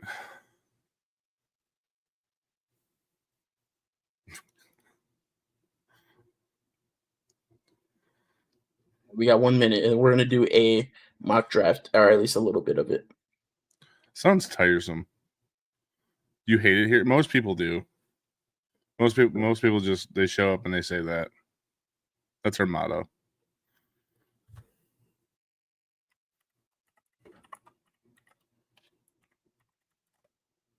Wow.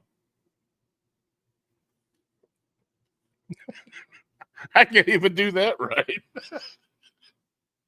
Everyone is struggling tonight.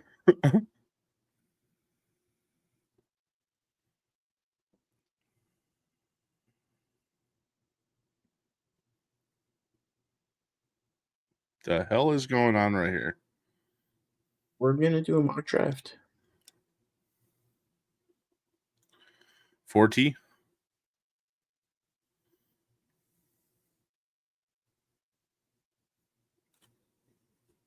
8 seconds.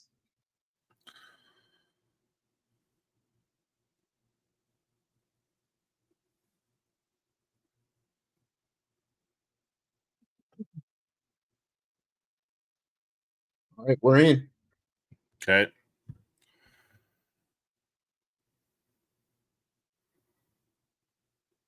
So, this is what your draft would look like. So, we got pick 7. Okay. So, right now, what we could do is we could go through and queue some players up. Since there's some teams on auto, these top guys, if you're on auto, you'll automatically take best available. Unless Okay. you have people queued.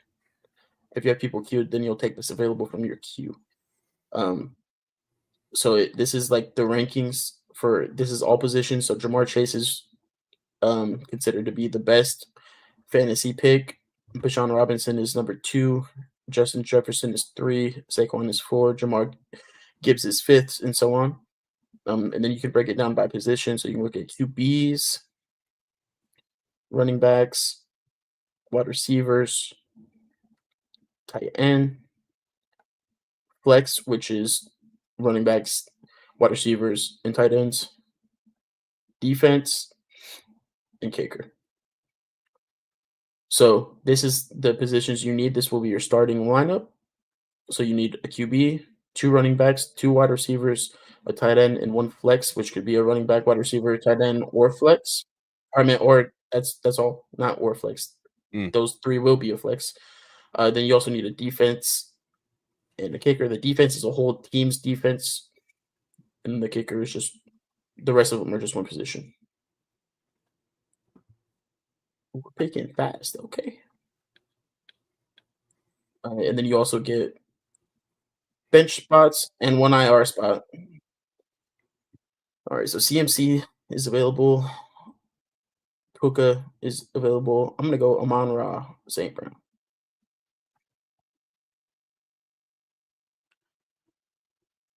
Okay, you go through the draft and you do all your picks. Yep. So once you go through here, so that when you're drafting, you want to look at the buys, because if you get a bunch of players that have the same bye week, then obviously they aren't going to be earning you any points that week. Also, you want to look at what their projections are. So right now, Puka is best available. He's projected to get 310 fantasy points through the season. Ashton Genty is next best with 297.9, but she just went off the board. But basically, your goal is to put a team together. Let's go past Shar. Your goal is to put a team together that's going to score the most fantasy points. It's and going well, Shar. Sorry. And your goal is to my guy up score here just keeps more. on talking. Like, regardless. Just yep. Trying to finish a fucking thought. But yeah, so I'm doing good. I'm doing very good. How are you? And how did Ellipticus die so dramatically? No, I'm curious. Also enjoying the fact that Goody's like fuming right now. I'm not fuming. Yeah, he's fuming. See the red in his cheeks? Bad lighting, dog. Let me go copy paste his description. Oh, okay. We're gonna go word for word now. Man, I wish I could talk like him. I really do. But I can't. Goody, talk like Ellipticus. Read that out. yeah, I don't got it in me, dog. Man, I don't got the energy that motherfucker's got. Like, I can try. I'm kind of congested and stuff right now, though. So, I mean, it might help your case, though. He does kind of got that, like, nasally kind of sound to it. So, go. okay, well, I was fighting Morgana Raven. What? At his speed. You were doing it. Just go ahead. Please proceed. Okay, well, I was fighting Morgana Raven, and she just kept walking by as I was respawning back in. Right when I would get back, she would attack. Needless to say, I slow walked, naked, all the way home, and can't repair my stuff. I'm super sad as I bought a fancy horse and whatnot, and it's all gone. Like 400K, 500K worth of random buys that made me look cool as fuck. Also, learning that people will allow a naked slow walker. LOL. Yeah, I don't think you did it with enough energy. I tried. Like, you got to scream a little bit. That was my best attempt. No, you need to do one more time, but like more screaming. I got a sore throat. I can't scream right now. Yeah, you can. Do better. Take 2, go. Hey, well, I was fighting Morgana Raven, and she just kept walking by as I was responding back in. No. Cut. Like, you don't gotta just like straight up yell at the damn thing. Like, cue points. Like, he doesn't yell the whole time, but he also doesn't have like a very monotone. Like, it's wavy. You know, you got at the points. Take 3, go. Okay, well, I was fighting. No. The okay, well thing's killing me. All right. You gotta okay, well. All right, I got you. And then start explaining. Take 4, go. Okay, well, I was fighting Morgana Raven, and she just kept walking by as I was respawning back in. Right when I would get back, she would attack. Needless to say, I slow walked naked all the way home. And can't repair my stuff. I'm super sad as I bought a fancy horse and whatnot, and it's all gone. Like 400, 500K worth of random buys that made me look cool as fuck. Also, learn that people will follow a naked slow walker. Okay, back to the whole fancy horse thing. Whatever. We're moving on. We're moving on. Good try, though. Good try. We just verified that Ellipticus can't be duplicated right now. That's just good for him.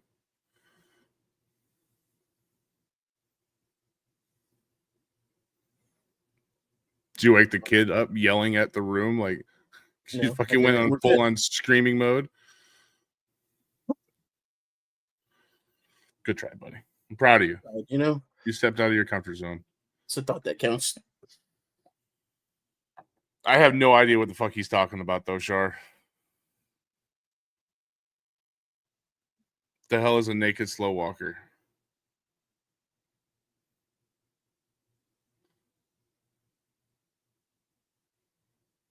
still waiting.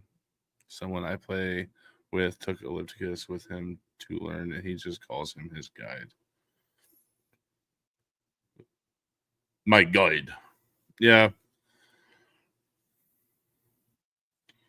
Isn't it like just like WoW though? Pretty much the same.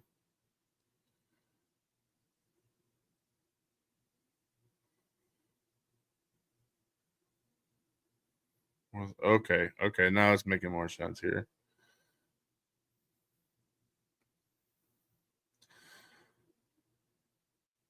No, I'm gonna have to take your word for it. Yep. I don't know if I'm gonna ever be able to play that game. My computer said no. I tried to download it. It said no. No. You can only hearth on a mount. Yeah, I tried to download it as well, and then I somehow ended up with the Battlefield 6 or early beta. I don't know what happened. What's a hearth? You can only hearth on a mount. Hearth?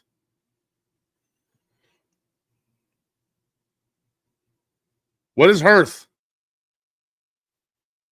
Port home? Like teleport home? Yeah, like TP.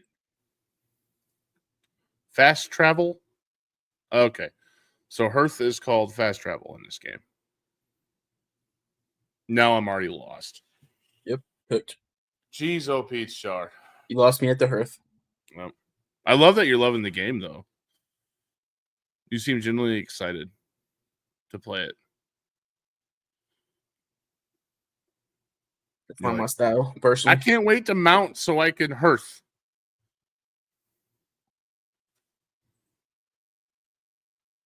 Damn. Sorry, Goody, I know I cut you off earlier. Can you re-explain everything you were just trying to tell me? We're done now. Moving on. Yep. Well, you didn't explain it to me. I tried. Not all the way.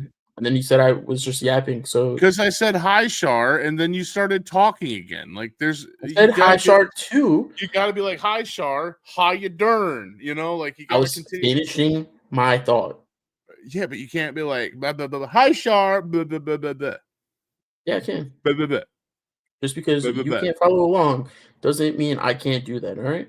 Well, you don't got to keep fucking talking. I'm over here trying to have a sidebar conversation. Where's the pause button? Doesn't exist. Oh, my God. Uh-oh. Challenge accepted. Damn. No one gets it. No one gets it. Tentacool said, fuck this shit, I'm out. Tentacool. It's literally what I just said. No, you said tentacle. It's a tentacool. You said tentacly. Okay. Perfect. Okay, I'm done pestering you. I said tentacly. That's the fancy version.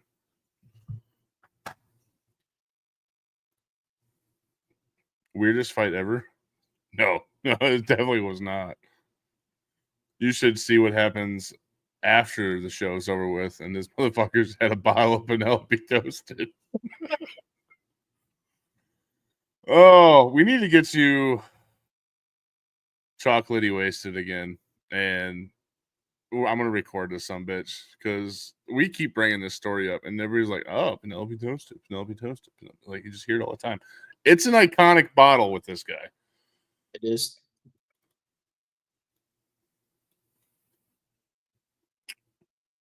Good times, good times. 'Twas the best of times. It was the worst of times. Actually, it was. It's the definition of that. What book was that? Tale of Two Cities. Something like that. But I can tell you what I had the best night ever, and then the worst next day ever.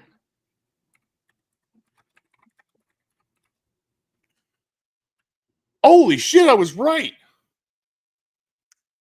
Fuck yeah! I learned something in school. Solid. Good. Yeah, that was so much fun, and then miserable. Yeah, how do you think I felt in the fucking morning after, scaring the shit out of me? Sorry, brother. I've never heard somebody vomit so exaggerately. Not my fault. Right? It's just Right natural for me. in my bedroom.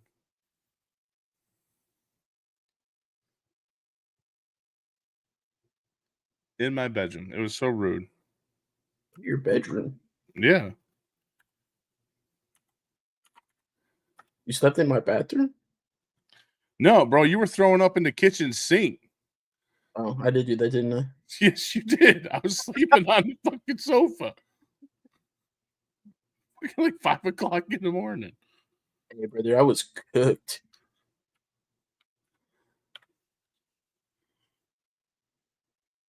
Huh? That was What are you talking about, Sean? that was the worst car ride. And then drive back home. Back home. Huh? You cut out for a second. What are you talking about? You said ride home.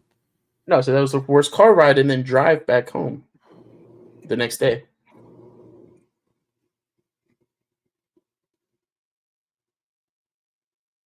Where'd you go? I had to take you and Big Richard to the Oh airport. yeah, I can't remember. I was sleeping.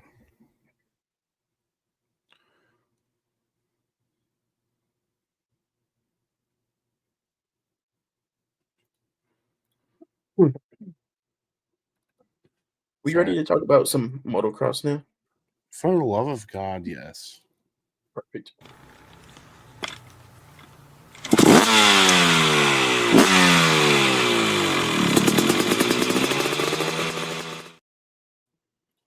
Why does it sound like a weed whacker? It is. I recorded it myself. Yep. You're confused. So we had a big announcement last Saturday. Did we? Yep. And Mix of Nations Team USA, which is essentially the Olympics of motocross. Team USA was announced. Riding the MXGP class, which is 450 main class, is going to be Chase Sexton. Riding the open class, which will also be on a 450, Eli Tomac. And then riding the MX2 class, which is the 250, is Hayden Deegan. Might bring some gold home for the USA, baby.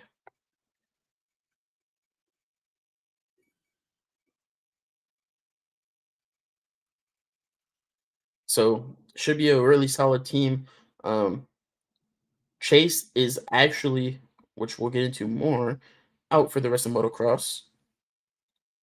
He's going to be preparing for SMX as well as MX of Nations. Eli Tomac and Hayden will both be riding out motocross and then going to SMX. Also, another breaking news. Other breaking news. Hayden Deegan is officially going to a 450 next year. Yeah. We seen that coming. He's racing Supercross on a 250. I'm really hoping he at least rides a couple of the races on a 450, like ride the opposite coast or just go straight 450, which I could also see happening. But motocross, he is confirmed 450. He will be riding under the 450 tent all next year, including in Supercross, which is going to be different. But I think that'll be good for him to get him comfortable with the team, get him and Duffy kind of integrated over there. And then, yeah, I think we're gonna cook at Ironman here in October. What which is? I might. Are you like spending time in the kitchen? You said cook or cooked like 15 fucking times in the last 5 minutes. Yep. Yep. What? Spending time in the kitchen. What can I say?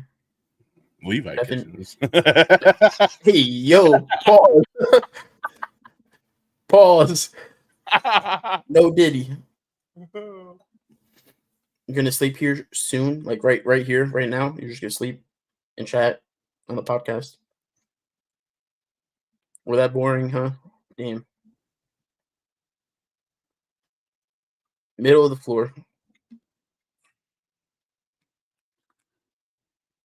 You know, I was gonna say I was gonna join her, but that would have sounded weird.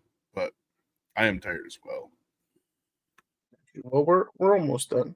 You just gotta, just gotta keep trudging through. All right. So You can we were at Ironway National in Crawfordsville, Indiana. I was talking to you, Sharp. This was their first race back after their 2-week break. Deegan is looking back to 100%. Joe got the whole shot in Moto 1, led majority of the race. Deegan started like 7th or 6th, right through there. That's a good one. Worked up. Joe had a pretty big gap when Hayden ended up getting a second.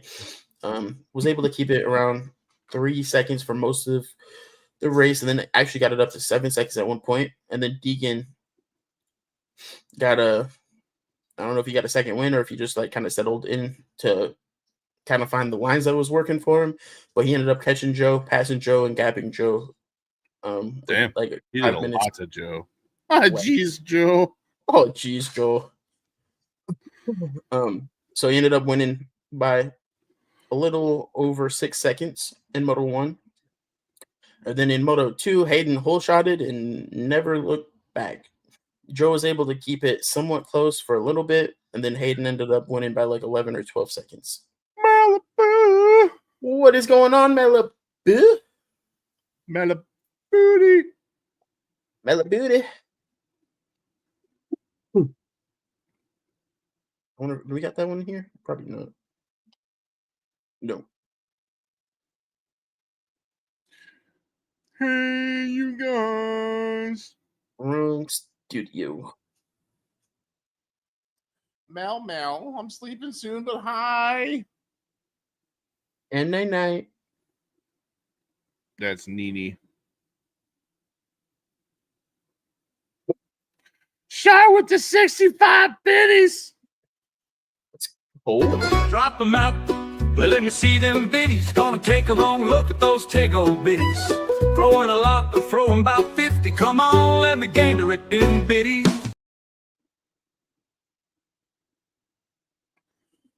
Appreciate you, Shar. 1K batch. Hey, yo. Let's go. All right, Shar. You can go to sleep now. Go get some sleeps.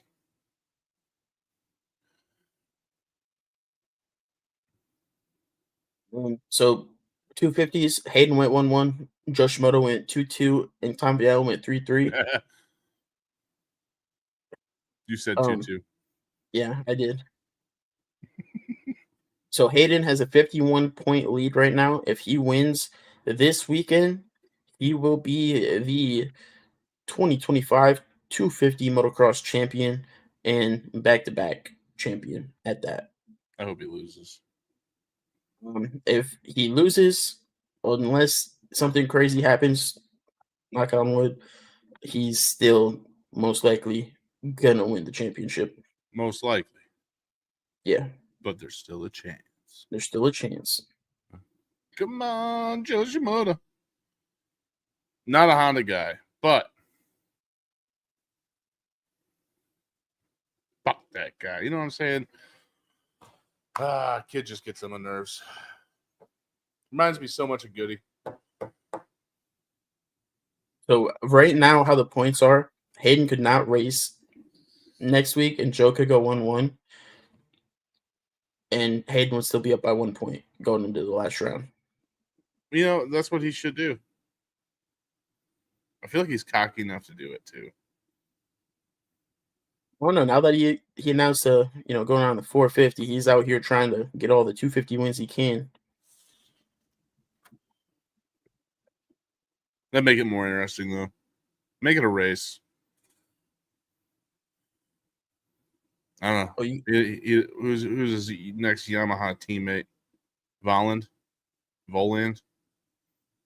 Good old Maximus. No, Maximus is not on Star. He rides a Yamaha, but not the same team. So Nate Thrasher. Nate Thrasher. Ooh. Sorry, buddy. He's about to fucking pepper you off that track. This is the second to last race coming up, yeah? Yep. And Cole Davies is coming back. No, dude, this is so bad. Cole Davies.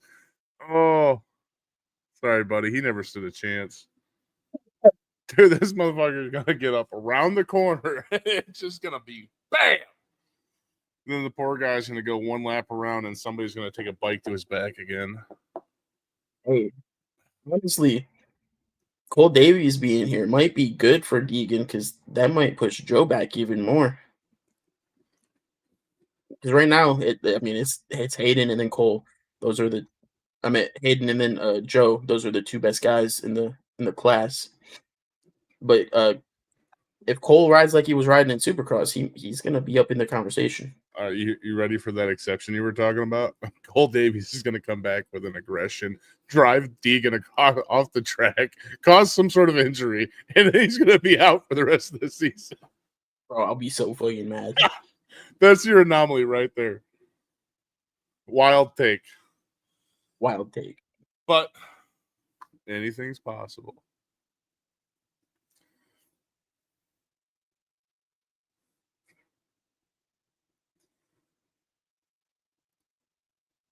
Bro, you want to see this fucking...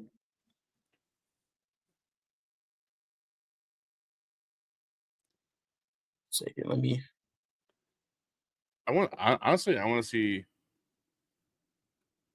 What was it? Chase? I think it was Chase. That little TikTok meme that's going around right now where he rolled over the finish line and he tried to do it with no hands and then almost fell over. Oh yeah, that was Moto 1. He ended up winning. It went over, and he almost fucking almost lost his the count. But the second clip that they added to it was of Dumb and Dumber when he's like, "I can do it with no hands." Dude, it was hilarious.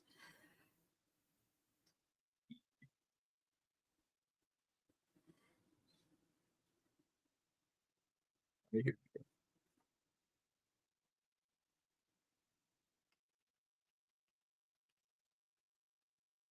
saw another Chase Sexton video too. It was this guy running and like jumping off of like a pier, a boardwalk into the sand, and it said Chase Sexton preparing for Supercross and motocross every year,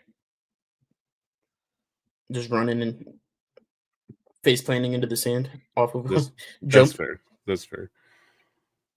So Deegan, now that he signed his new contract, bro, this is pretty fucking badass. I'm fucking kind of guys, you know I usually only get hyped about one thing, and that's racing. But damn, I gotta admit, this barndominium that Stacy Lynn and the team at the Barndominium Company designed is absolutely next level. We're talking massive open spaces, cool looking features, a super sports entertainment area, and best of all, an over-the-top shop for all my bikes and toys, and my cars, can't forget that. Man, she has everything dialed in, and Stacy Lynn and the Barndominium crew, they crushed it. I'm stoked. This is the kind of build that sticks with you. Stay tuned. This isn't just my house. This is my future headquarters. And also, this is going to be my favorite place to chill after the races. Can't wait. What's up, Joe? What's up, Clay Dan? What's going on, Clay? How you doing, buddy? Oh, nothing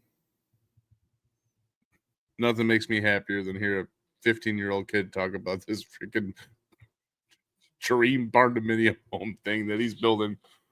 I know, it's fucking crazy. So he can put his Lambo and his R8 in there with all his other bikes and his fucking bus up in RV. Damn. I wish I was savage enough to run my teammates off the track so I can get millions of dollars. I'm telling you. That's all it takes. And then let's talk about the 450s because that shit was wild last weekend. So Hunter ended up taking first place. He went 2-2. RJ Hampshire took second with a 3-4. Eli, who was riding sick, took third with a 6-3. Jay Coop with a 4-5. And Jorge Prado with a 5-6. Jet Lawrence ended up taking 6th place. He finished 3rd in Moto 1, but he jumped the gate and flipped the gate, so he was penalized 1 lap, which put him from 3rd to 17th. Damn. And he ended up winning the 2nd moto, which probably would not have happened if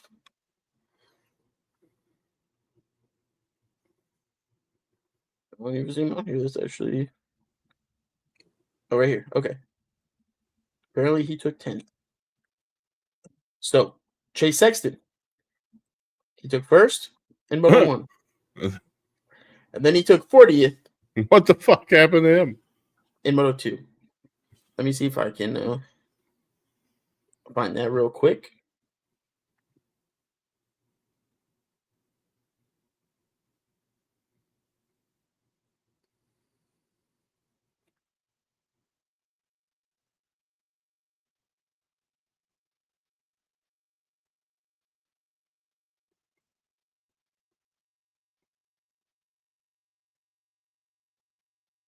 Yep, here we go.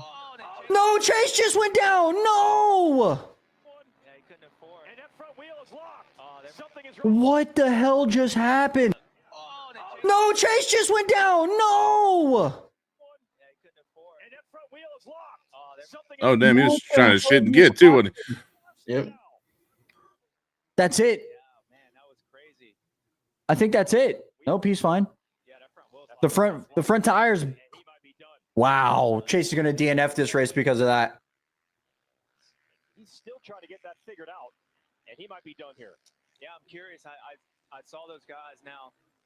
Maybe He's just walking off. Dude, he is. Finish right now. Oh my god. I want to see the other replay again. Yeah, right here. Oh. That could hurt his ankle, his leg, his knee. So craziest fucking turn of events. Did he try to do the no hands thing on that jump, too? Nope. So look, all right, I'm gonna put it in perspective. He was running 2nd. Tomac was running 3rd. Hunter was 1st. Hunter ended up going off the track. Chase ended up passing him to go into the lead, and his brake locked up. So when he landed, he went over the handlebars because his front brake was seized. And then obviously he couldn't get it unseized, so he ended up DNFing. And he also hurt his shoulder a little bit, so that is why he's not returning this weekend or next weekend. He's sitting out until SMX. But Jet ended up getting the win in Moto 2. Hunter ended up taking 2nd, Eli 3rd. And then let's see.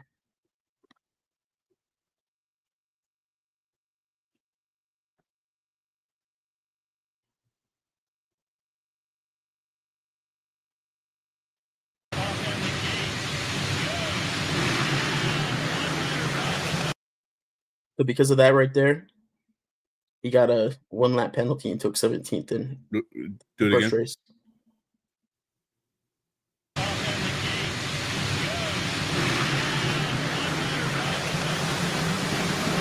That sucks. Yep. So this guy flinched, which made him just go. Then it releases full shot. It releases whole shot device, which sent him back. And then I'm pretty sure because of that, he let off the brake and clutch and kind of did a weird bounce. And then the gates actually dropped. And then at that point, he was not sure what to do and started way back. But they took the 1 lap from him anyways. Ooh. Well, I mean, he done fucked up a run.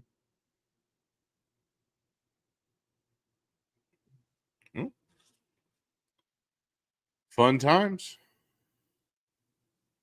So we got Yeah, it- 2 races left. We got Unadilla this weekend, and then we got the final Budds Creek on August 23rd. So let's see if we can find a track map.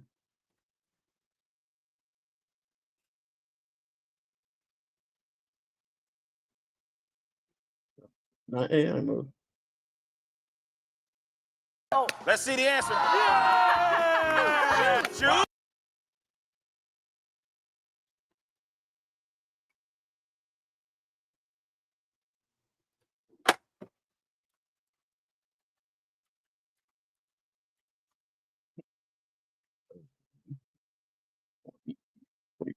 Question mark. Or we'll take a 2024 as well. Here we go.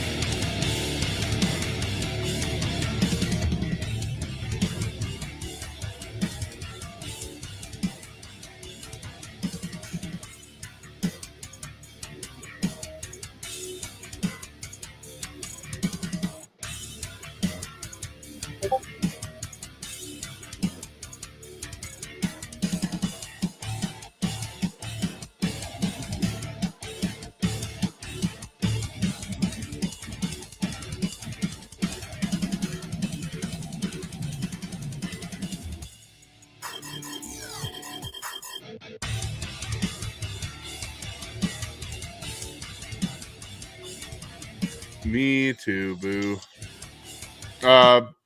Pink is actually doing movie night with the kiddos right now.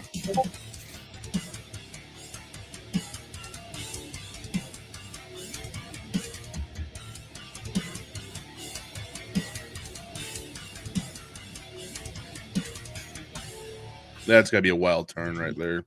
Yeah.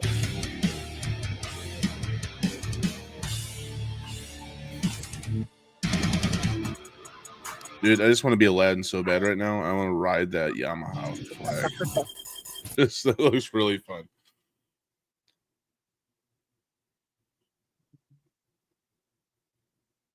That one's gonna be fun.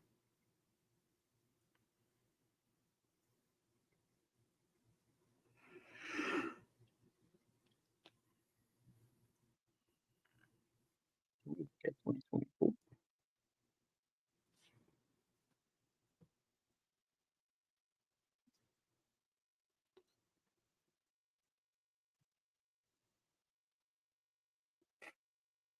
So in 2024, this is actually where Deegan ended up wrapping it up last year as well. Let me see the results.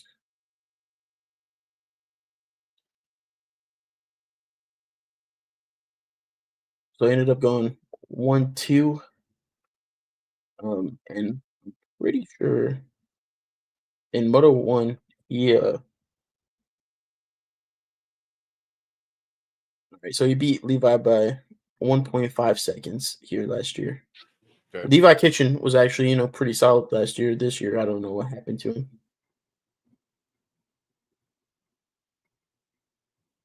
Well, you've seen what happens when you're, riding really close to Deegan. He's kept it clean with Joe so far.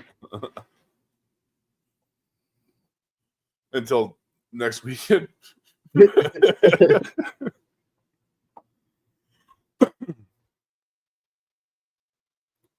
So very likely we'll see Hayden wrap it up this weekend. Because even if like him and Joe go 1-2, that's all Deacon needs to do to win is a 1-2 with Joe.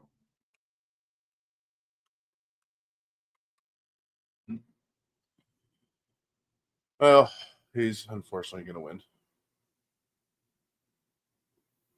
Then what track did Hayden put like 25 seconds on everyone last year?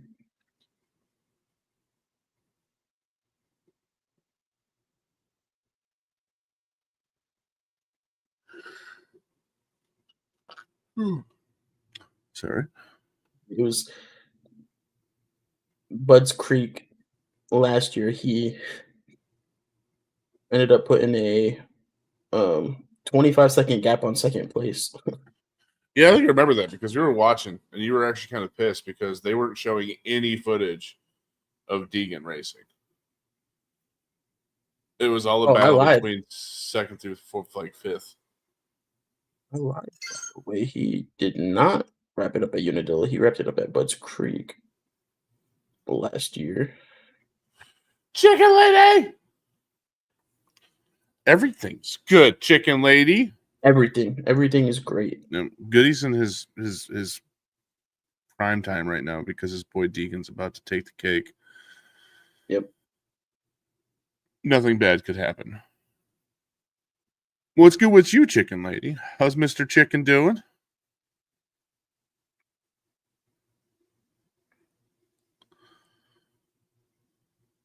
So I'm pretty sure last year, I think this was the August 9th race, and then Bud's Creek was the 16th, and Ironman was the 23rd. They raced Ironman earlier this year because that's where MX of Nations is going to be at. No, they got to give time to get the track prep done. I'm assuming they got to get time for all the people that are going to be there.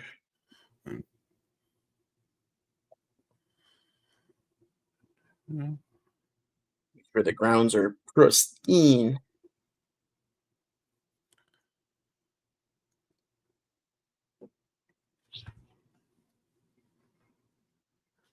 Last year for MX of Nations, Australia ended up winning it, and US took second, and that was with Eli, Aaron Plessinger, and Cooper Webb.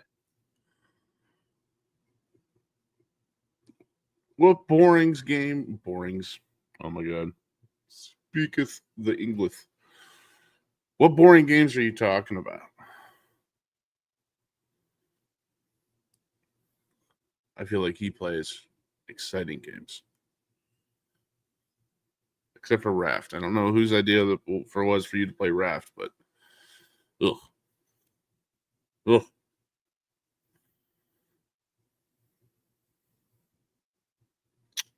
Open sandbox games. Are you talking about like what is that one called? Trail Makers?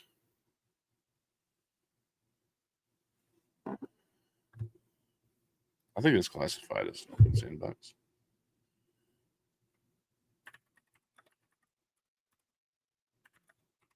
Beeman G, baby.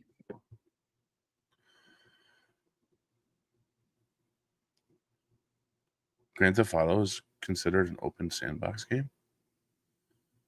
Is it really? Yeah. Popular examples include Minecraft, Grand Theft Auto, and Terraria. Okay. If he's trying to get you to play Terraria, I understand. I don't like that one.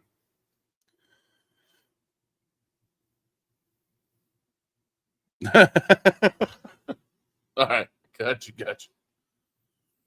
Minecraft. I like playing Minecraft. My favorite part is when I was helping my kids build their village, and secretly I was tunneling underneath them with TNT, and I planted that shit, and they didn't know it was there, and we built it for like a week on creative, so it wasn't even like hard. It was like all beautiful creative stuff, and then they pissed me off. Boom! It was fantastic. Dad right there. I don't. I mean, teaches them a lesson. I don't smoke bourbon. Don't laugh at me. I'm laughing. I'm laughing now.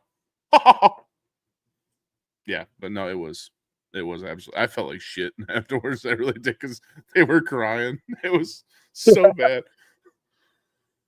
My two oldest daughters were like maybe 6 and 7. Yeah, no. Now they know better. Like if I disappear and we're creative doing some pretty cool stuff and I just disappear for like 30 minutes, they start just digging straight down underneath their houses. real quick just to see if there's like fucking TNT just lined up. But I think what we got to do is I got to do like a build a 3-house setup next time. I'll con them into this. We'll do 3 houses, right? All right. Pay attention. Come a little closer. There we go. Yep. 3 houses. 3 Put houses. mine in the middle. I'm gonna lace mine. I'm just gonna fill it completely with TNT and do like an outer shell of a wall that looks like a house. Right? And then when we do like the whole show and tell thing, we're gonna do hers first, and then we're gonna do hers next. And then as soon as they like hit the switch to open up the door, it's gonna start up like this little like red thing, the red dust. The redstone. Yep. And it's just gonna go ahead and go all the way up to the TNT inside my house. So that when it starts blowing up in the middle, it pushes it outwards and it goes, and then it blows their houses up too. Perfect. I love that plan. Let me know. I'll help you. Okay. I like that.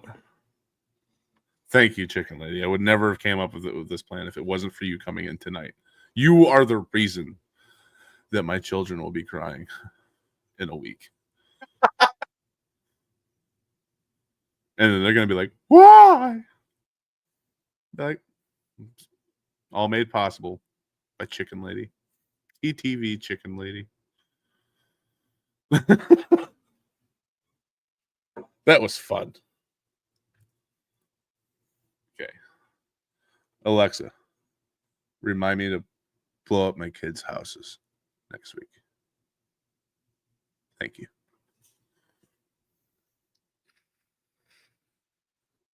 Well, I think we covered pretty much all of the sports.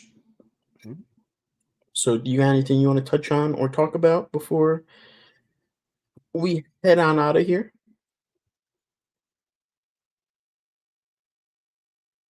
To be honest, who hurt?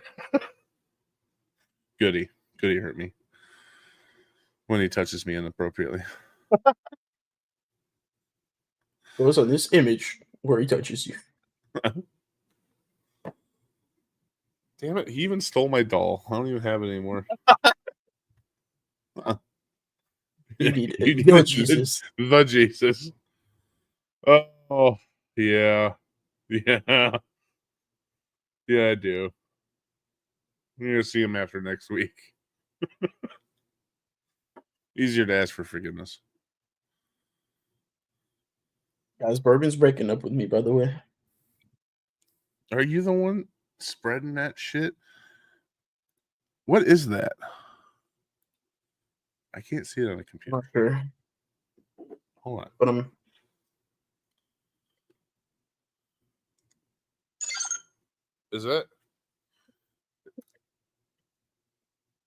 Is that Chicken Lady on a pole? it's booty. Is that Chicken Lady on a stripper pole? It is There you go. Phone. Why can't I see it better on my phone? it's V the baddie. No. I don't know. I can't. It's so small. I can't see it down there. I had to pull it up on the screen. It still wasn't pulling up. Oh wait, if I use this thing, it's gonna be a little bit better. Oh, I was just looking at the pictures here. See, they weren't moving.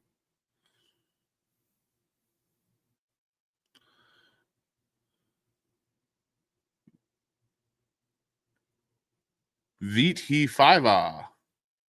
VT Fiva? All right. It's yep. You do, Chicken Lady. All right. I think this got out of hand. It did. Mine is like a chicken. Blump. What's blump?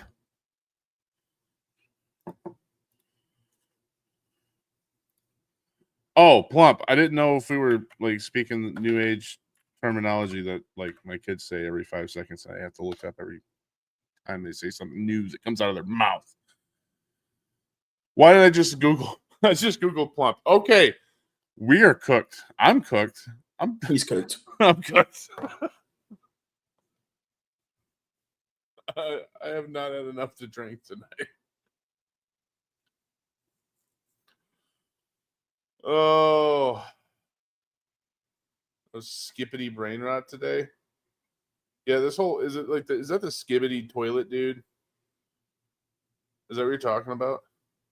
No, I know Plump. I was getting ready to look up Blump, and you said Plump, so I actually typed in Plump, and then I was going to look up Blump, and then He's cooked. yeah. I think maybe he's the one smoking. Oh, I almost just left the show because I was looking up Blump on the wrong thing. He's like actually cooked. So tired. I got to go sleep. Oh, okay. Blump most commonly refers to a bicycle and bike shop management system known as Blump. How did I get you in trouble, Malibu? What did I do? I didn't do anything. It's a platform designed to streamline operations, connect cyclists with shops, and improve customer service. The term can also refer to a fictional fruit, a Pennsylvania Dutch word, or a character in a video game. Blump is actually an NPC who sends the player a shiny bauble in World of Warcraft after they complete the Dark Shore group request. We'll get over it. Music. There's an artist on Spotify named Blump with a few popular releases. Also, Stump Blump is a police officer in the Henry Stickmin game series who works at West Mesa Penitentiary. Pennsylvania Dutch, Blump means or is an onomatopic word that means bump or thud. The fictional fruit is a blue pear-like fruit with teal dots and a teal stem. Flavor is described as having a cucumber dipped in honey. That actually sounds really fucking good. Appearance, it grows on vines, similar to pumpkins. The Blump app also has a partner program where individuals can earn commissions by referring new stores to the platform. Wild. There's a lot. There is. Oh, you missed the whole Blump thing? Shit. I literally just went. Turn him off. I got you. All right, he's been turned off.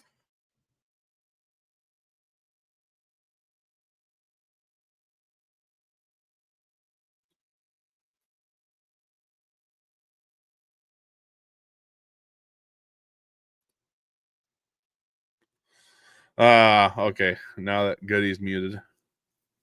Do I have to read through this whole Blump thing again? I will if I have to.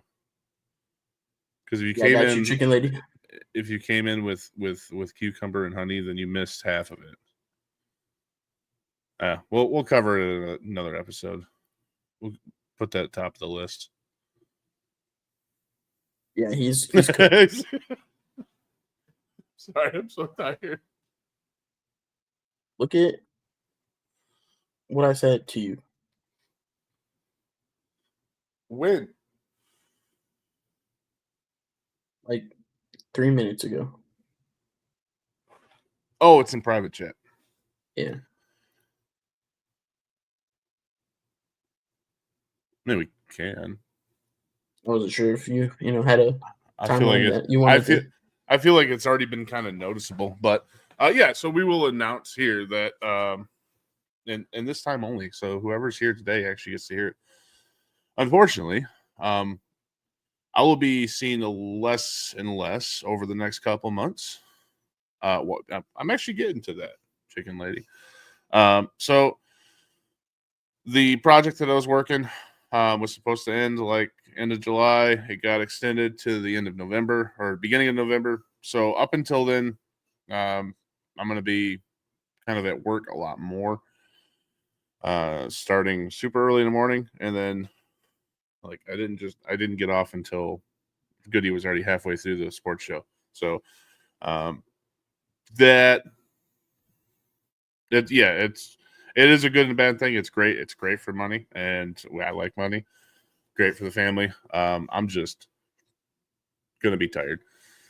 So I'm going to do my best to make sure I can hit everything I can. But at the same time, I really going to try not to kill myself. So I love you guys. And I'll be coming back hard and heavy come, November-ish time. But until then, it's basically a daily grind, 7 days a week.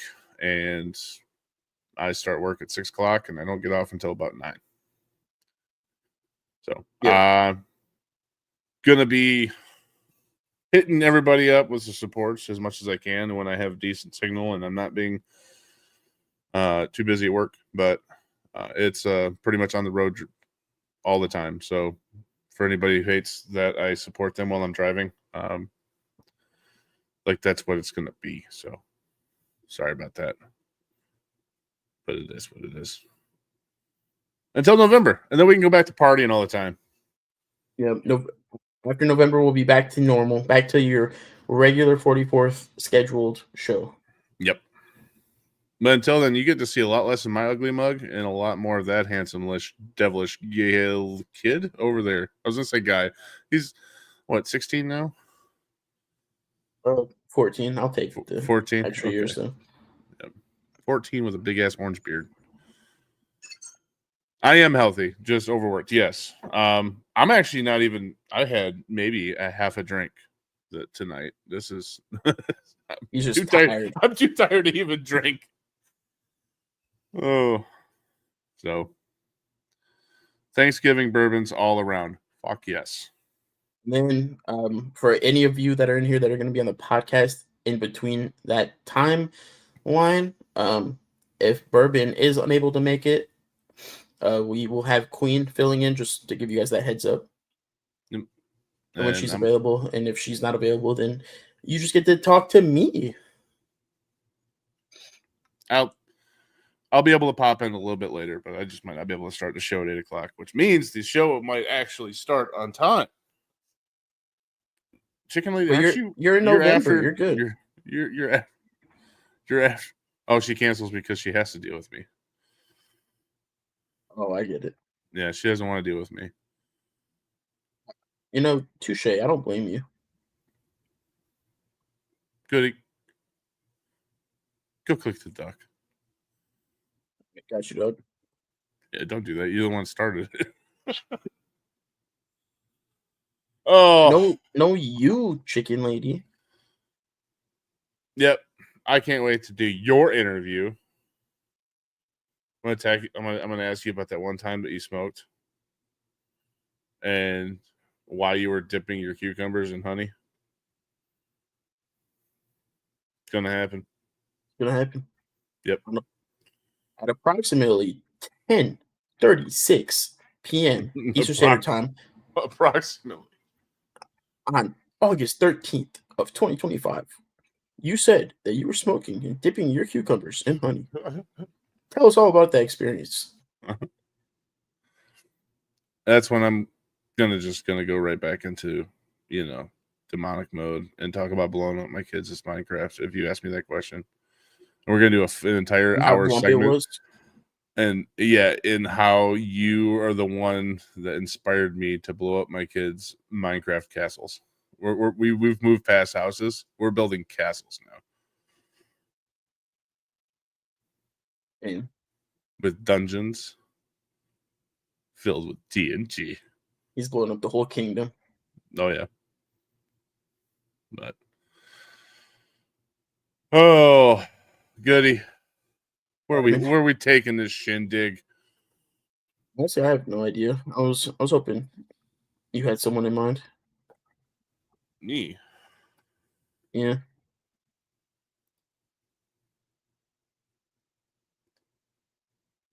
Who is Queen talking about birthday boy? Whose birthday's today? Is there a birthday today? I thought there was a birthday tomorrow. I know there's a birthday tomorrow. I know Deagle's tomorrow. But Queenette came in and asked if we were going to be raiding out to the birthday boy. I don't know if that's who she was referring to. Yeah, maybe she got her days mixed up. It's possible. I mean, I'm getting my minutes mixed up nowadays. But See a couple options.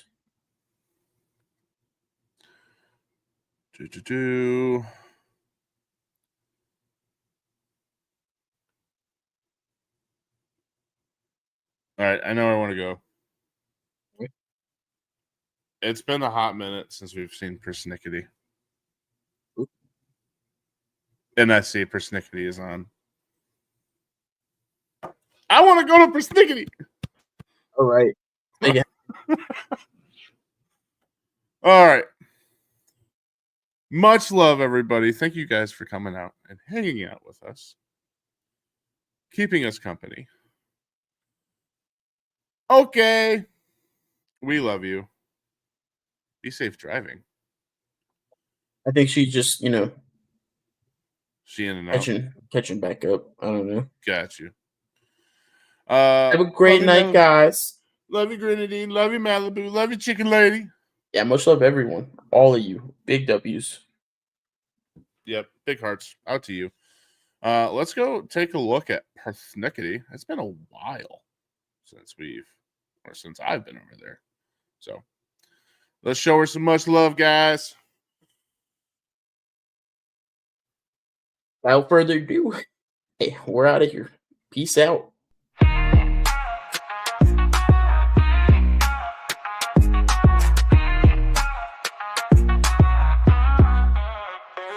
Thanks for tuning in, y'all the real MVPs. Riding with us every night through wins and defeats. From East Coast to West, y'all complete the scene. Cheers to the fans, y'all the link in this team.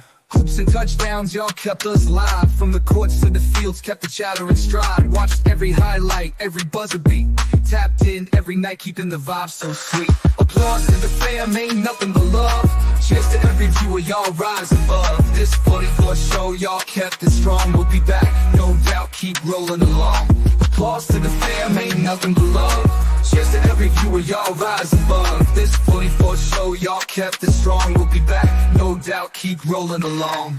Jerseys and cleats, y'all know every stat. Debates and laughs, we tip our hats to the ones riding shotgun through thick and thin. You're with your spirit that lets the games begin. Chilling on the couch, shout out to y'all. Every play, every call, every highlighted ball. Y'all the reason we chop it up each day. Catching every blitz, every fadeaway. Applause to the fam, ain't nothing but love. Cheers to every viewer, y'all rise above. This 44 show, y'all kept it strong. We'll be back, no doubt, keep rolling along. Applause to the fam, ain't nothing but love. Cheers to every viewer, y'all rise above. This 44 show, y'all kept it strong. We'll be back, no doubt, keep rolling along.